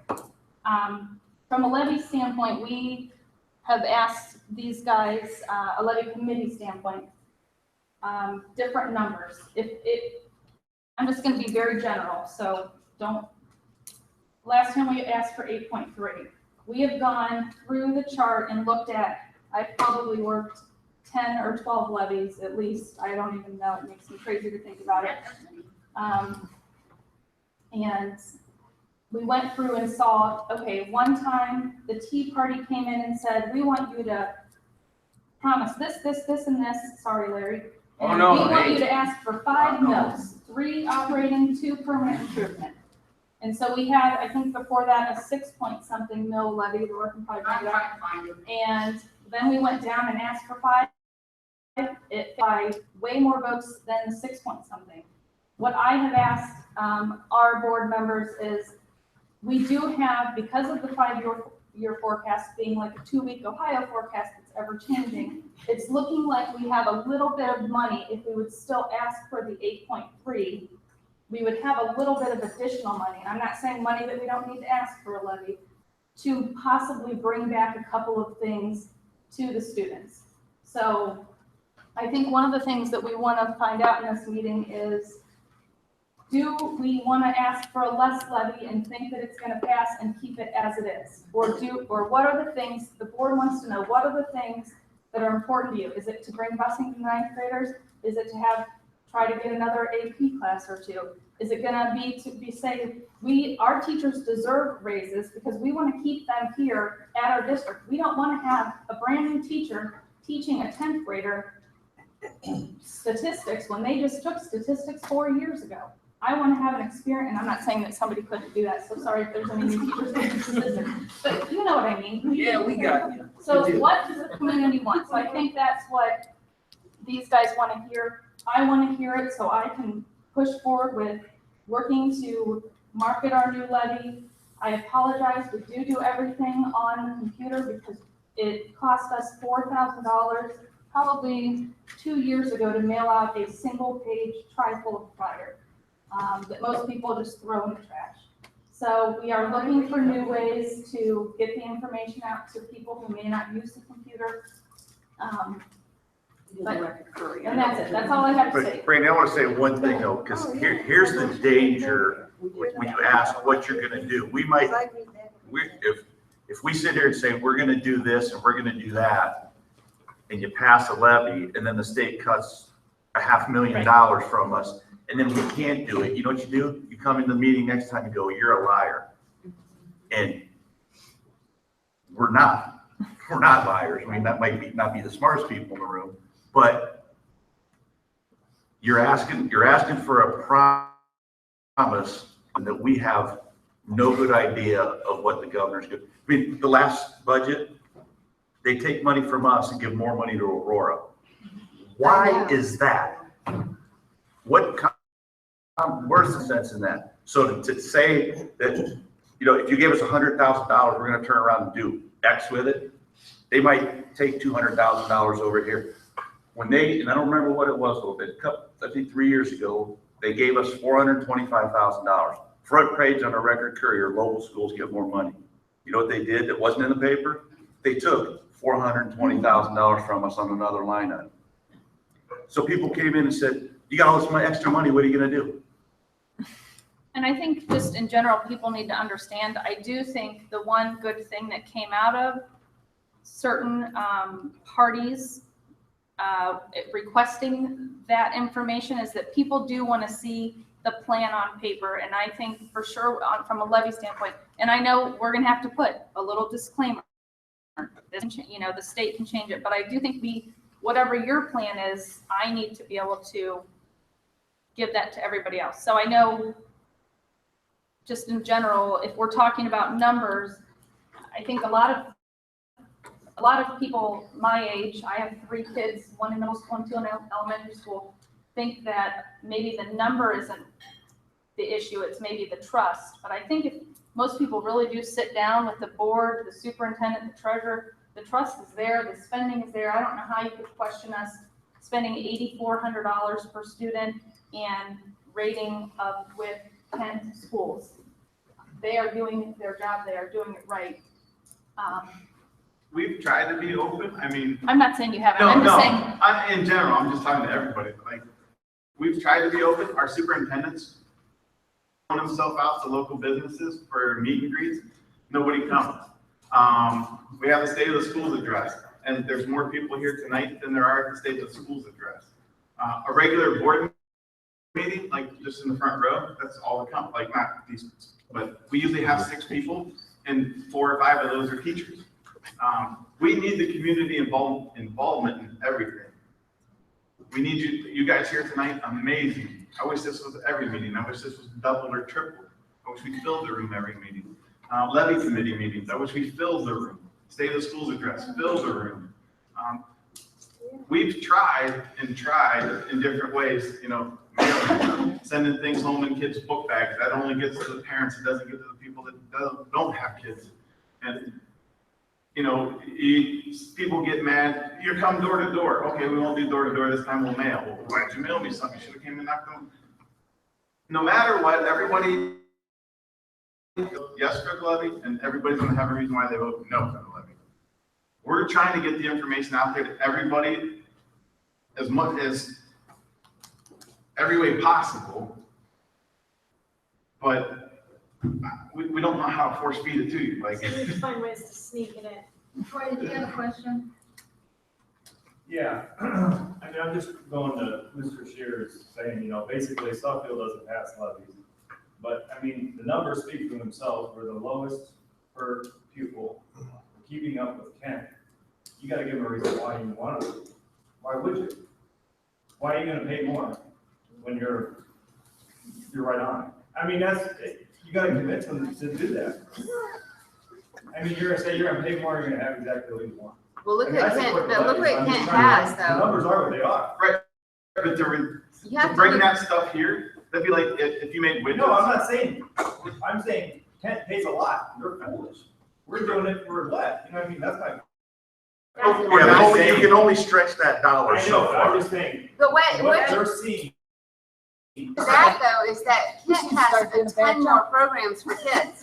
It's not all about the scores and all, but it's about, They're No, I'm just just saying, oh, I see what you're saying. there's, Right. we've got a swimming pool, we've got everything. To vote yes, obviously they're voting no. I mean, And then that's those what we people need be to mad tell about them. it. You know what I tell them? I would say then, that's a big pat on the back to our teachers, because you know what, if they took that attitude, they'd say, you know what, I don't care what the scores are, but they don't. They still bust their ass every day for these kids for the dollar you're paying them. And that's what I would tell them. I mean, I get it, but it doesn't mean that. If they say that, you know, there's certain people you just can't. I don't know that you have to convince any no sayers. You got it. Yes, it's out there. You gotta get it together. That's exactly right. Lisa. Sean, I think that's the thing, I have so much to say, and I just, both sides. And on that, yes, it's absolutely about these teachers, these principals, the ones that are out there every day doing so good with what they have. It's about my kids. It is 100% about my kids, and that is why I'm here. That is why I walk the Memorial Day Parade. That is why I plaster all over my Facebook page and take the criticism. That is why it's about these kids. People need to see that. We need to change the way we're doing it. We need to market the positive. Like she said, there are so many good things here. Our teachers, our principals, our kids, our programs, our athletics. There is so much positive. We need to just drown out the negative.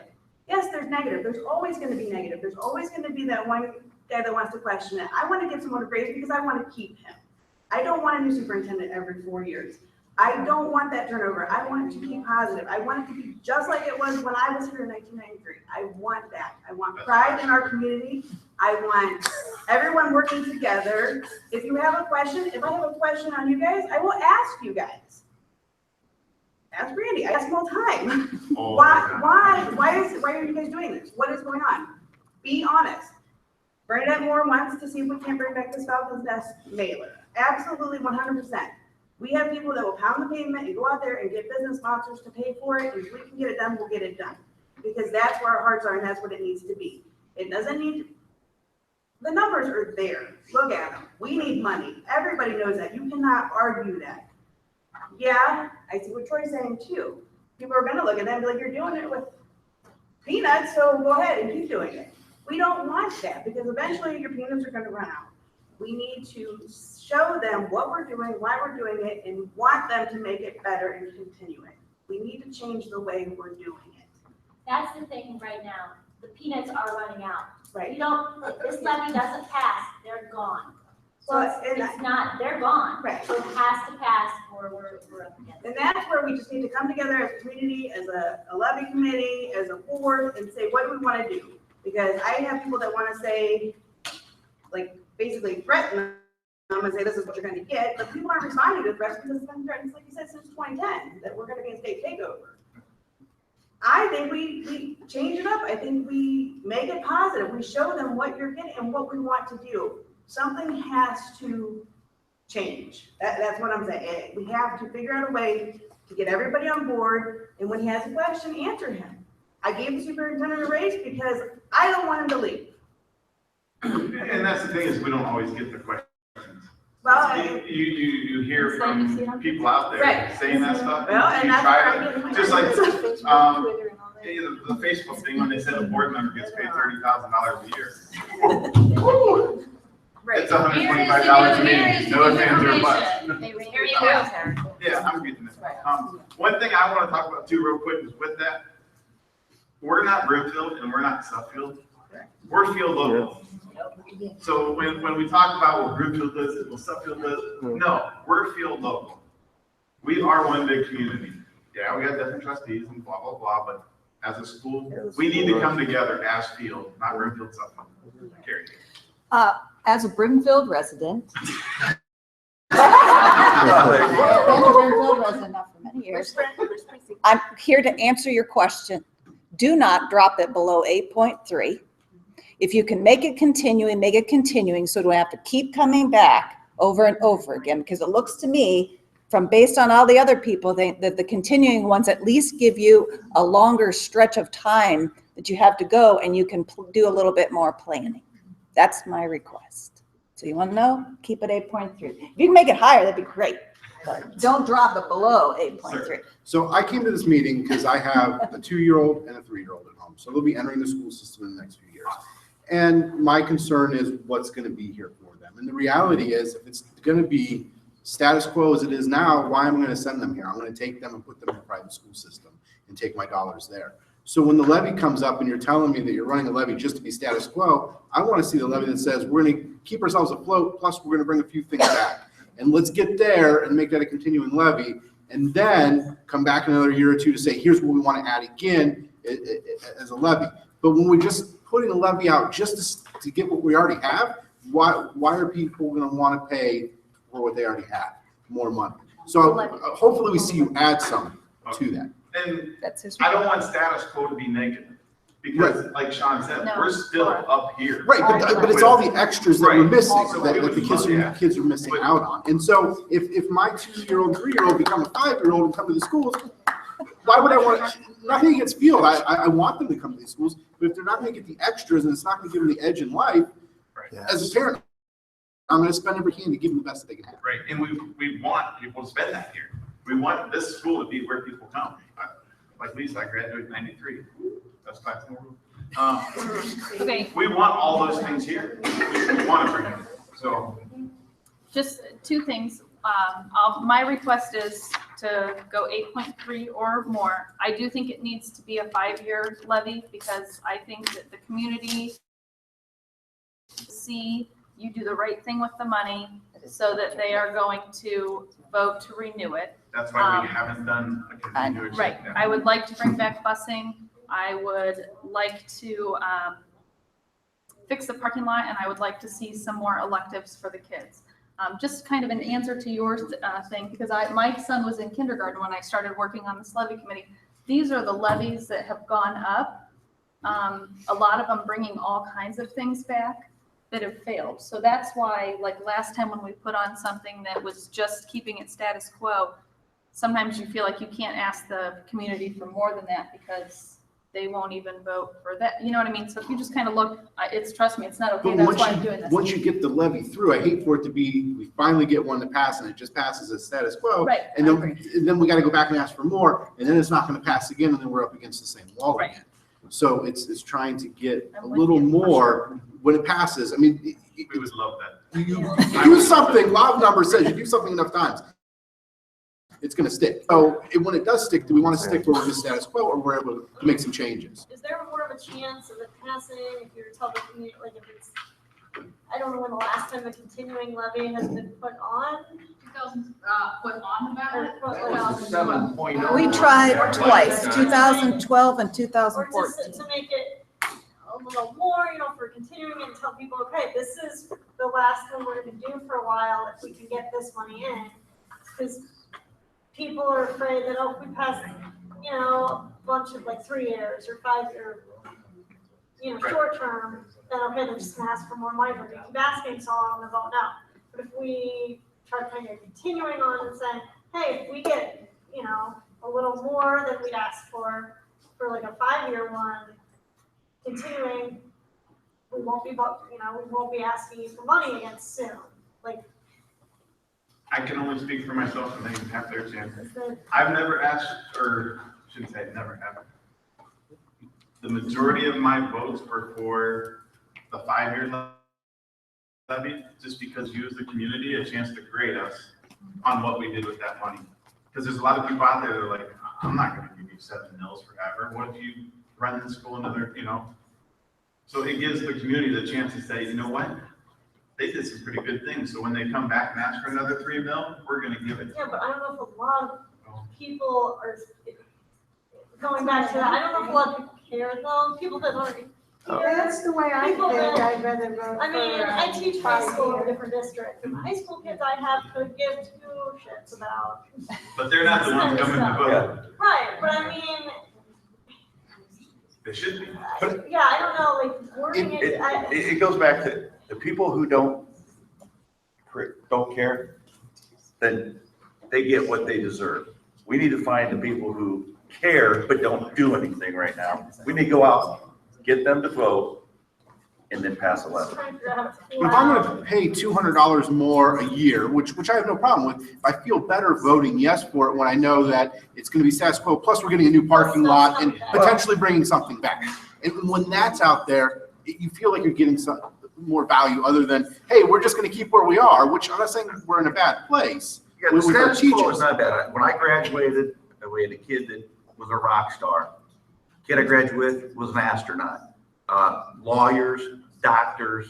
So this is not, the status quo this is a good place to start your life. Right, but when it's on the ballot, if you say, hey, we're gonna keep this here, plus we're gonna get that parking lot fixed and maybe bring back a program or two for the kids, now you feel like there's some value to it other than just.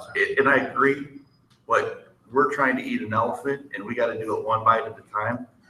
And I think this is just the first little bite though, Right. get one little thing fixed. Promise, just telling people, this could bring this back. Because Right. a lot of people just want to hear, oh, busing, they mentioned busing. Oh, they don't care, oh, they didn't say for sure, they said could, so like in the wordage. But I see what you're saying, I mean, I have a 3-year-old too, I would like my kid to have what I had. We have. Right. When she starts school, and I would like her to have a continuous education in the same district. So I know that. All right, did you have a question? Somebody over there. Yeah, I know. I got a question. Since I'm a certified coach here, why are we charging our students to play for this school where they're going to this school to learn? Why are they parents have to pay for the money? So that we don't have to cut the program. Okay. So is there like a way we could save that money if we don't pay? No, it costs a lot of money to insure athletes. You gotta insure them when they travel to other schools. I mean, and those costs just keep going up and that just helps offset it. I mean, we did reduce it a couple of years ago, but, again, it's an extra that we gotta pay for. Lisa. You can come back to me, go. Oh. I don't know how you would do this, but I never knew this until I talked to a school board member here one time years ago, that when we put money in, somebody's pulling it out the other end. The lottery gives us money, the government pulls that same amount back out the other end, that's why it's not really doing much good.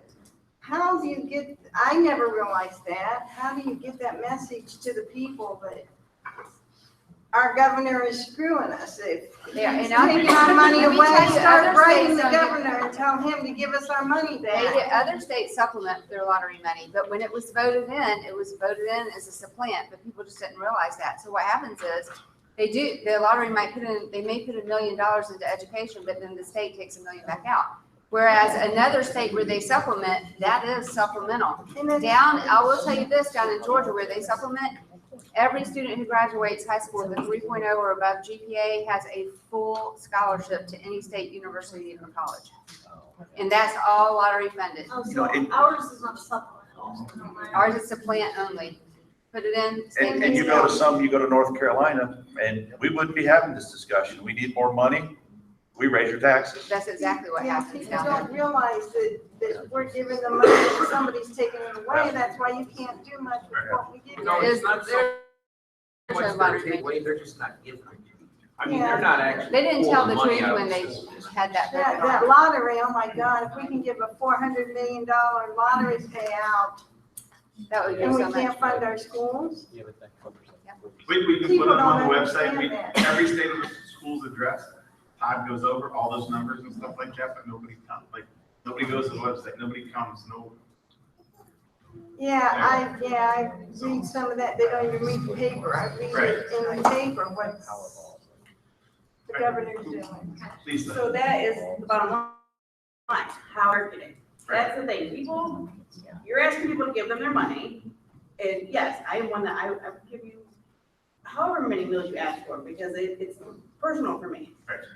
But like you said, they need to trust you. They need to know what's going on in our schools. They need to know why they're giving the money. We need to get the information out. And yes, it's on Facebook. Yes, it's on a webpage. Yes, they put direct courier. We have such a diverse population here in Suffield and Broomfield that I think we're missing the boat somehow. So we need to know, how do we get your faces out there and what you guys are trying to do? How do we get these amazing teachers and principals and faculty out there and what they've been doing for so many years? What's the answer? That's what, I mean, you have some work for bees here that are ready to do it. We're volunteering our time. I mean, we are ready to do it. We need to know what to do and how to do it. And okay, yes, I can say I personally, I know 3 of you personally, and I can put my trust and faith in you guys as a board. But a lot of these people may not. A lot of people out there that are not here tonight may not. And they're gonna say, oh, well, the school board always screws it up. Oh, the school board always, blows our money. We need to stop that. Again, we need to drown out that negative and show them that you guys are working for us as taxpayers, as parents, as community members. We're all doing it together, and we need to figure out how to market them.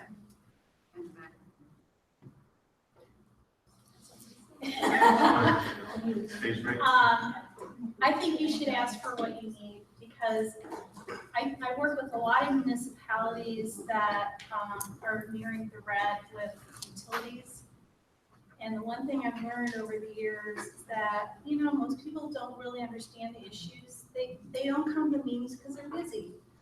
They're not, so they live their lives and they see that someone's going to increase a rate, and some people, no one likes it, but it's usually a percentage of people. It doesn't matter if you raise it 50 cents a month or $5 a month, they're going to complain about the same amount. So you're better off to just go for what you need, so you're not having to keep going back to them, because it's a harder fight to try and get them each time, because it's complicated. This is really complicated stuff for people to understand. I think you're better off to ask for what you need, make it continuing, and do a big push to get it done. And that way you're not having to keep going back, because people just don't understand. And to try and re-educate everyone every 5 years, I don't know. I think that's tough. I think, so we can try to put pictures of our cute kids online, and certainly we need to promote that, but we also really need to let people know how this impacts them personally, even if they don't have kids in the school. And also, what is the worst case scenario? I'm guessing the reason the governor is doing this is he's trying to force consolidation. He's doing it in local government. I don't know if that's the plan for schools. He's certainly doing it in local government. They have cut from local government to try and force community, villages to incorporate, small townships to merge together. They're doing it. I don't know if that is why they're doing this for school districts, but what is the worst case? If we were to get split up, a good question for someone who's voting no is, if you're now suddenly in the Lake District, what is going to happen to your property taxes? Because they're going to pay what the Lake people are paying. What if you're suddenly in the Kent District? You're going to start paying their property taxes, right? You're not going to be paying Field School District taxes. You're going to pay the taxes of the new school district that you're in.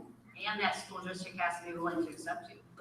Yeah, I mean, the splitting up and all that's kind of a scare tactic. I mean, we will get this fixed, the levy, the money part. Right. It's just a matter of when and how much. The sooner you do it, the cheaper it is. I have a few comments I want to throw out before, when we're talking about bringing back busing and busing costs, right now we receive about 50 cents, about half reimbursement for kids on the buses. So every person that's on a bus that's under 1 mile, and Tim, you know this too, is you get reimbursement for. No, I'm sorry, over a mile.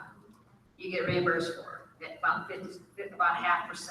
The new governor's budget is looking to cut that in half, so we would get less than that. The in lieu of transportation, that's proposed, so that's your reimbursement. So every kid, when you say you have empty seats, but everybody that's over a mile, we get reimbursed for. Everybody that's under a mile, we do not. If we bring back full busing all the way to 9 to 12, that also means we have to transport or pay in lieu of transportation to every parochial school, private school that our children go to, that leave the district. So you are either paying to bus them to CBCA, Walsh, Hogan, all those, you're paying them either busing and or $250 per student when they leave. We do not get reimbursed for that. So that's another added expense. If you bring back 9 to 12. We do not get the reimbursements anymore for the transportation right now.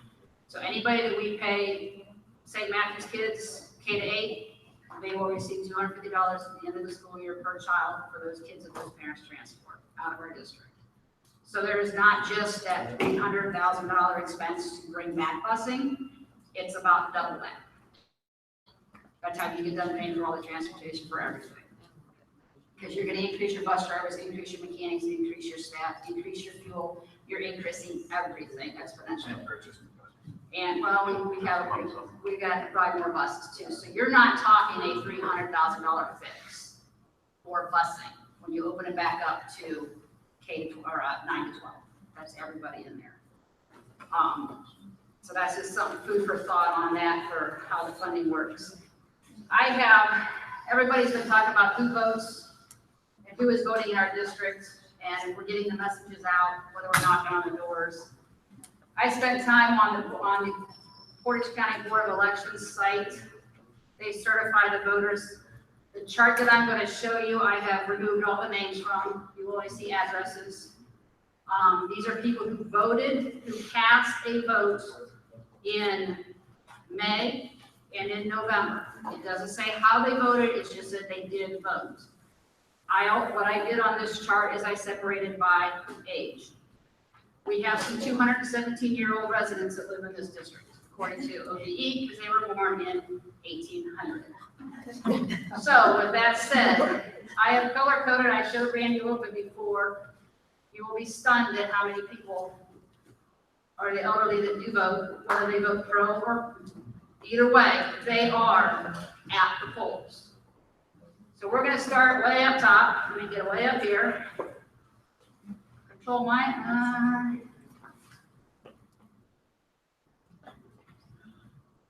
these top ones up here. Control plus, Chris? Control plus. You got a menu over. Yeah. So is the X, they didn't Hang pass on. it out? The X just means they voted in that election. This election right here is the May. This election, don't pay attention. The color coding I put up top so you can see the age. This is November. Down this side over here, I'm going to start scrolling. And if you'd like, anybody has a piece of paper, I didn't count how many people are in this, but we have some ladies and gentlemen that are born in 1800. Oh, wow. That have voted. Full force. Okay, this is Brimfield Township. We started number 12. The oldest photo we have is 1913. Oh, wow. This is your 90 and over. We start at line item 12. Now I'm just going to start scrolling.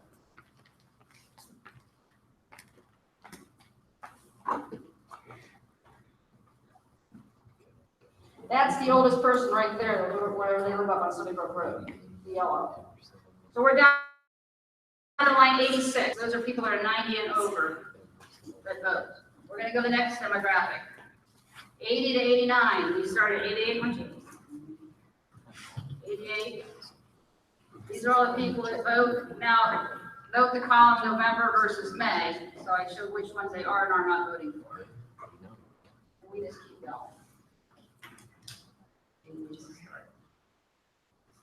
There's D. Here's E. F. G.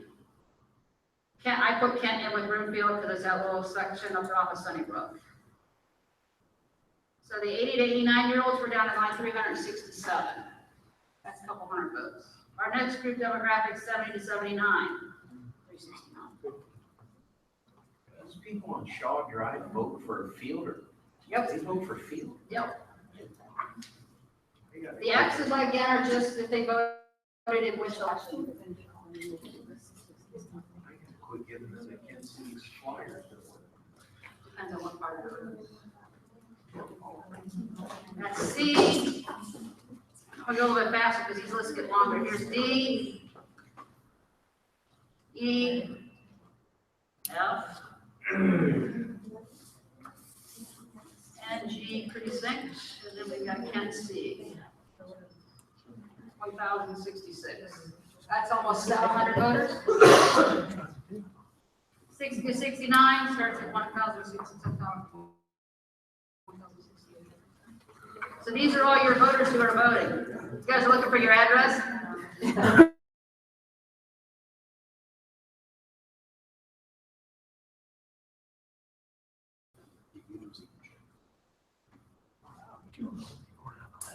And Bethany, that's what I just told the ELT for communication. They know what the ballot is. I told my daughter about the people that voted and the demographics that voted for these, and she says these are the people that know what voting means. And we're still in the yellow. This is almost 8,000 voters because November had 8,000 voters. But this is just the Brimfield section. Okay, go a little faster. 3. 60 to 69. 2192, there's 1,000 voters. 50 to 59-year-olds, 2194. You notice a lot did not vote in the May election, they just did it in November.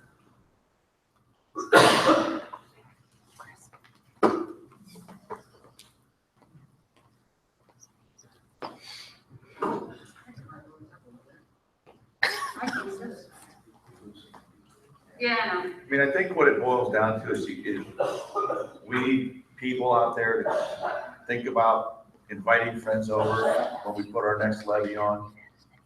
Invite the superintendent, invite a school board member over to talk about the levy, answer questions, get you answers. You gotta get involved with 8 people or 10 people that you talk to every day. Put 3287. I'm just gonna scroll down and catch the bottom number. 3287 to 4177 for 40s. Start with 4179 on the 30.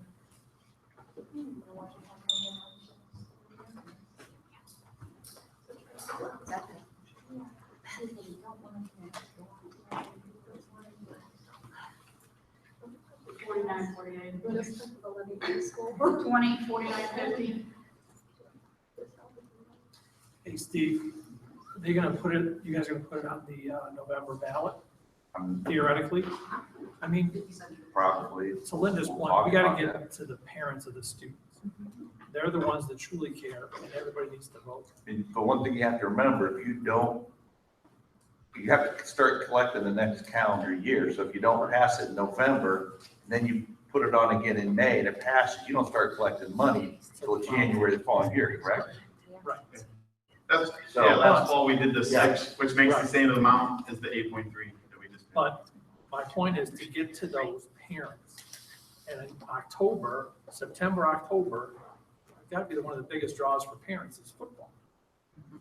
We've gotta get to the parents and say, we need you to vote. You know, hopefully you're gonna vote yes as a parent, because you do care, right? How do we get to the parents? You know, the kids in the book bag, my kids use that crap every time, right? How do we get that message to those parents? Is there any other way? I mean, look at, we got a robocall last night. That's why I'm here. You know what I mean? And Steve, you know I've been, and Tom knows too.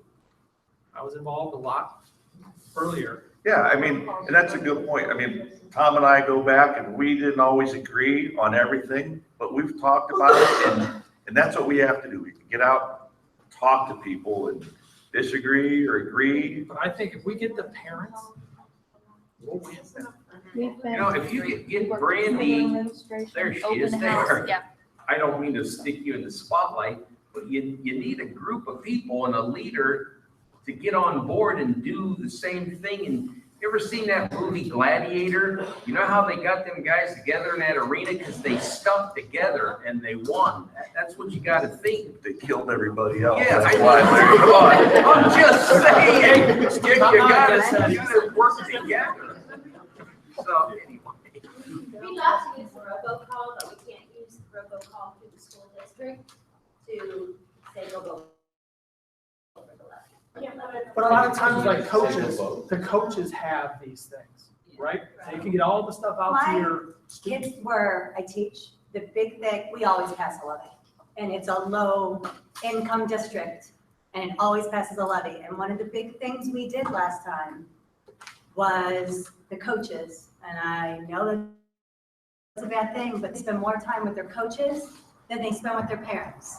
And it was, they gave every, let's say the football coach, and we said to the football coach, these are your kids whose parents are not registered.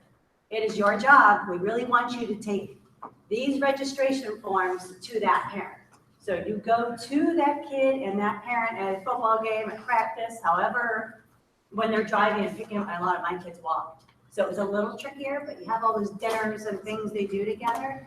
And that banquets. A huge chunk of it was coaches. It's funny because the last time we passed the levy, if I'm not mistaken, the Friday before the election, we played Mogador for the last time and we beat them. And everybody was excited about the kid, excited about the school. We went out and passed the levy. They have and have never done it. Stuff around football at levy time. But they have community pride. which Right, we don't exactly. have. Right, they had the community pride for beating Mogador and they were all. Find that little. Yeah. But Linda, you know, right? Brian, he's with our kids and emailing that thing and texting and on that remind me thing, right? All the time. Football coach should be doing that, soccer coach, every fall sport coach, track coach. I know Conroy is super involved. You know what I mean? His brother is too, we know that. But all of our sports are practicing.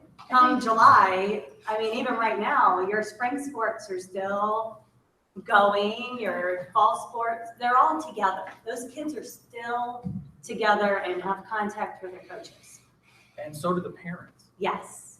With the coaches. I just think the teachers, correct me if I'm wrong, have to be, one, very careful what they say, and two, a lot of them don't feel very comfortable. As a teacher, that is my least favorite thing to do, is levy stuff. Right. But as a coach, you have a totally different responsibility, relationship with the kids and the But I think so. We're not here all night. I think what we need to do as a board, we need to take your feedback and sit there and say, decide how much and when we're going to put a levy on. And then we need to find help to go out and push that message. And it's hard because you gotta, you want a three-page flyer with all that information. I don't want to read through all that. It just has to be such a multifaceted, and it's all expensive. Every way you do it's $4,000. So, what I think that's what we have to do is anybody that's willing to help the levy committee get out and go online, find out when their meetings are, or we can put it on the township signs. You'd like to write down your email address and give it to Brandy, a piece of paper, I got paper, she'd be happy to have it. Yes, absolutely. I also think though, like someone like Tom, who's asking questions, he's not the only one who wants those answers. So if we can give him the answers, I'm sure he belongs to a bigger group that he can share his, when we answer questions for him. I know, he can go to his friends. And Tom, yeah. So why don't the superintendent get this raised? And with information, you can say, you know what, I misunderstood, or this is. I completely agree. Brandy was showing now, I'm an accountant, so I want to see the superintendent's contract and make sure that that's correct. You're gonna check my math, Tom? I check everybody's math, Laura. If If I was wrong, But you're a big if I was wrong, I'm happy to admit, not happy, but I don't have a problem admitting that I was wrong about that. This has been educational for me, sitting and listening to this. Again, I don't accept anything at face value, and I want to see the numbers. But if you belong to a smaller group, you guys discuss, that group gets bigger, everybody gets educated, and then that whole group changes. And then they change their thought on. It's a lot of pressure, Tom. Yes. You don't have any following. It's just me. Yeah. But I mean, that's how it works. You tell one person, that person tells somebody. If they trust you, the group is bigger. We need to be educating that based on facts that you're getting from the superintendent and treasurer instead of rumors. Because everybody comes up with rumors around here and they're not true.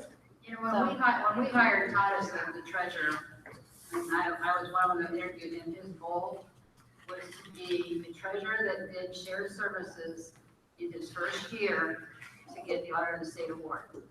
Now, mind you, he came after Mr. Vokat, and we had a lot of stuff to fix, but we started with Mr. Carpenter in August of 13, and he has received the Auditor of the State report every single year since he has been here, and at Water at the same time. So, But has that been broadcast anywhere? I mean- Todd is very shy. I will not be, because it'll be on the website. But people want to know that. That's what we need. People don't know. These people. He'll, what he does when he gets it, he'll make a copy of the certificate and put it in my board packet for me, and I says, are you gonna tell anybody? I don't do that stuff. But he has, since 2013, he has received it in both districts simultaneously. And what we get, Mr. Carpenter, the money we spend, it's just unbelievable. I said, man, when we do this, we can't burn that bridge because, I mean, you get one good treasurer for 2 school districts and we don't pay what we would pay if we had our own separate one. Let's put it that way. I really think the expenses, like where the money's gonna go to, because my group of friends is, what do they need the money for? I mean, seriously, they're uneducated and not involved because they don't have kids in the district, and they just see more money out of pocket. So if I'm one of those ones that can be a voice of, hey, this is where it's going to, that's why I'm asking for it, because that's what I'm getting from the community that I deal with.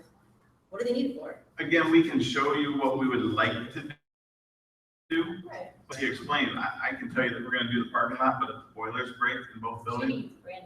What's that? Yeah. Yeah, I think we can also show where we're already spending the money, but Right. it's still gotta be general, or else this 3-page packet would be 15 pages. But we could post it online as well, We can do but some pie charts and break it down. I like to talk to you a little bit afterwards, just so I can get an idea where we need to go with that, just to narrow it down. I know that philosophy is just get the people out there and vote, but you do have some no voters that are uneducated. And I think that you could switch a few, or I could personally, because they just don't know. They don't even know what a millage is equal to. And They that's see the where, numbers on the different levies, it's like, well, they don't even understand, why are the numbers jumping around? You know, it's one of those, because they're not involved, they see a levy and they say no. I mean, you know, I think before the last election, the superintendent volunteered to, we're willing to host, you know, coffee at your house. They would come over and talk to people and explain it. And if you're willing to do that with your friends, you know, get a hold of Brandy or the superintendent, when we put something out, you know, you can see if you can gather some people together and educate them. And go to all your groups and have them come to school board meetings. Have them come to these meetings, have them come. That's the easiest way to get the information is straight from the horse's mouth. All of us are horses sorry. And the superintendent treasurer, I mean, that way there isn't the game telephone in kindergarten where I told you something, you said, by the time it gets to the end, it isn't what it started, right? We need people to show up. Face to face is the best means of communication there is. Like, I can text you, but you don't know my emotion behind the text. I can put something in a piece of paper, but you might take it different. Because I can say, hey, how you doing? Right? Hey, how you doing? Right? That's how we get the information, is talking. And that's why tonight has been amazing. except that we're all ready for bed.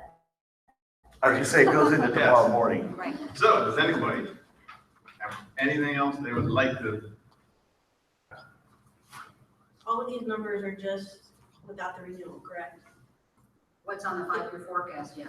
Okay, but I meant like, all the forecast numbers and where we're gonna end up in 3 years, 4 years with a levy, the renewal one from 2014, those are not part of the numbers, correct? Like, you can't just say that we. Well, where you saw it taper off at the end is where that levy comes up. We didn't automatically say, hey, we're gonna get that. So yeah, that number is if that wouldn't happen. That number will go up if the renewal. When you compare budgets too, you gotta really be careful you're comparing the same, because when he does a 5-year budget, he has to do a 5-year budget if this renewal passes. If it doesn't, if we pass new money, if it doesn't give us, there literally are hundreds of 5-year budgets put out every year. So you really want to make sure you're looking apples to apples, all renewals or all without renewals, just so you can have something consistent to compare to. Yes, sir.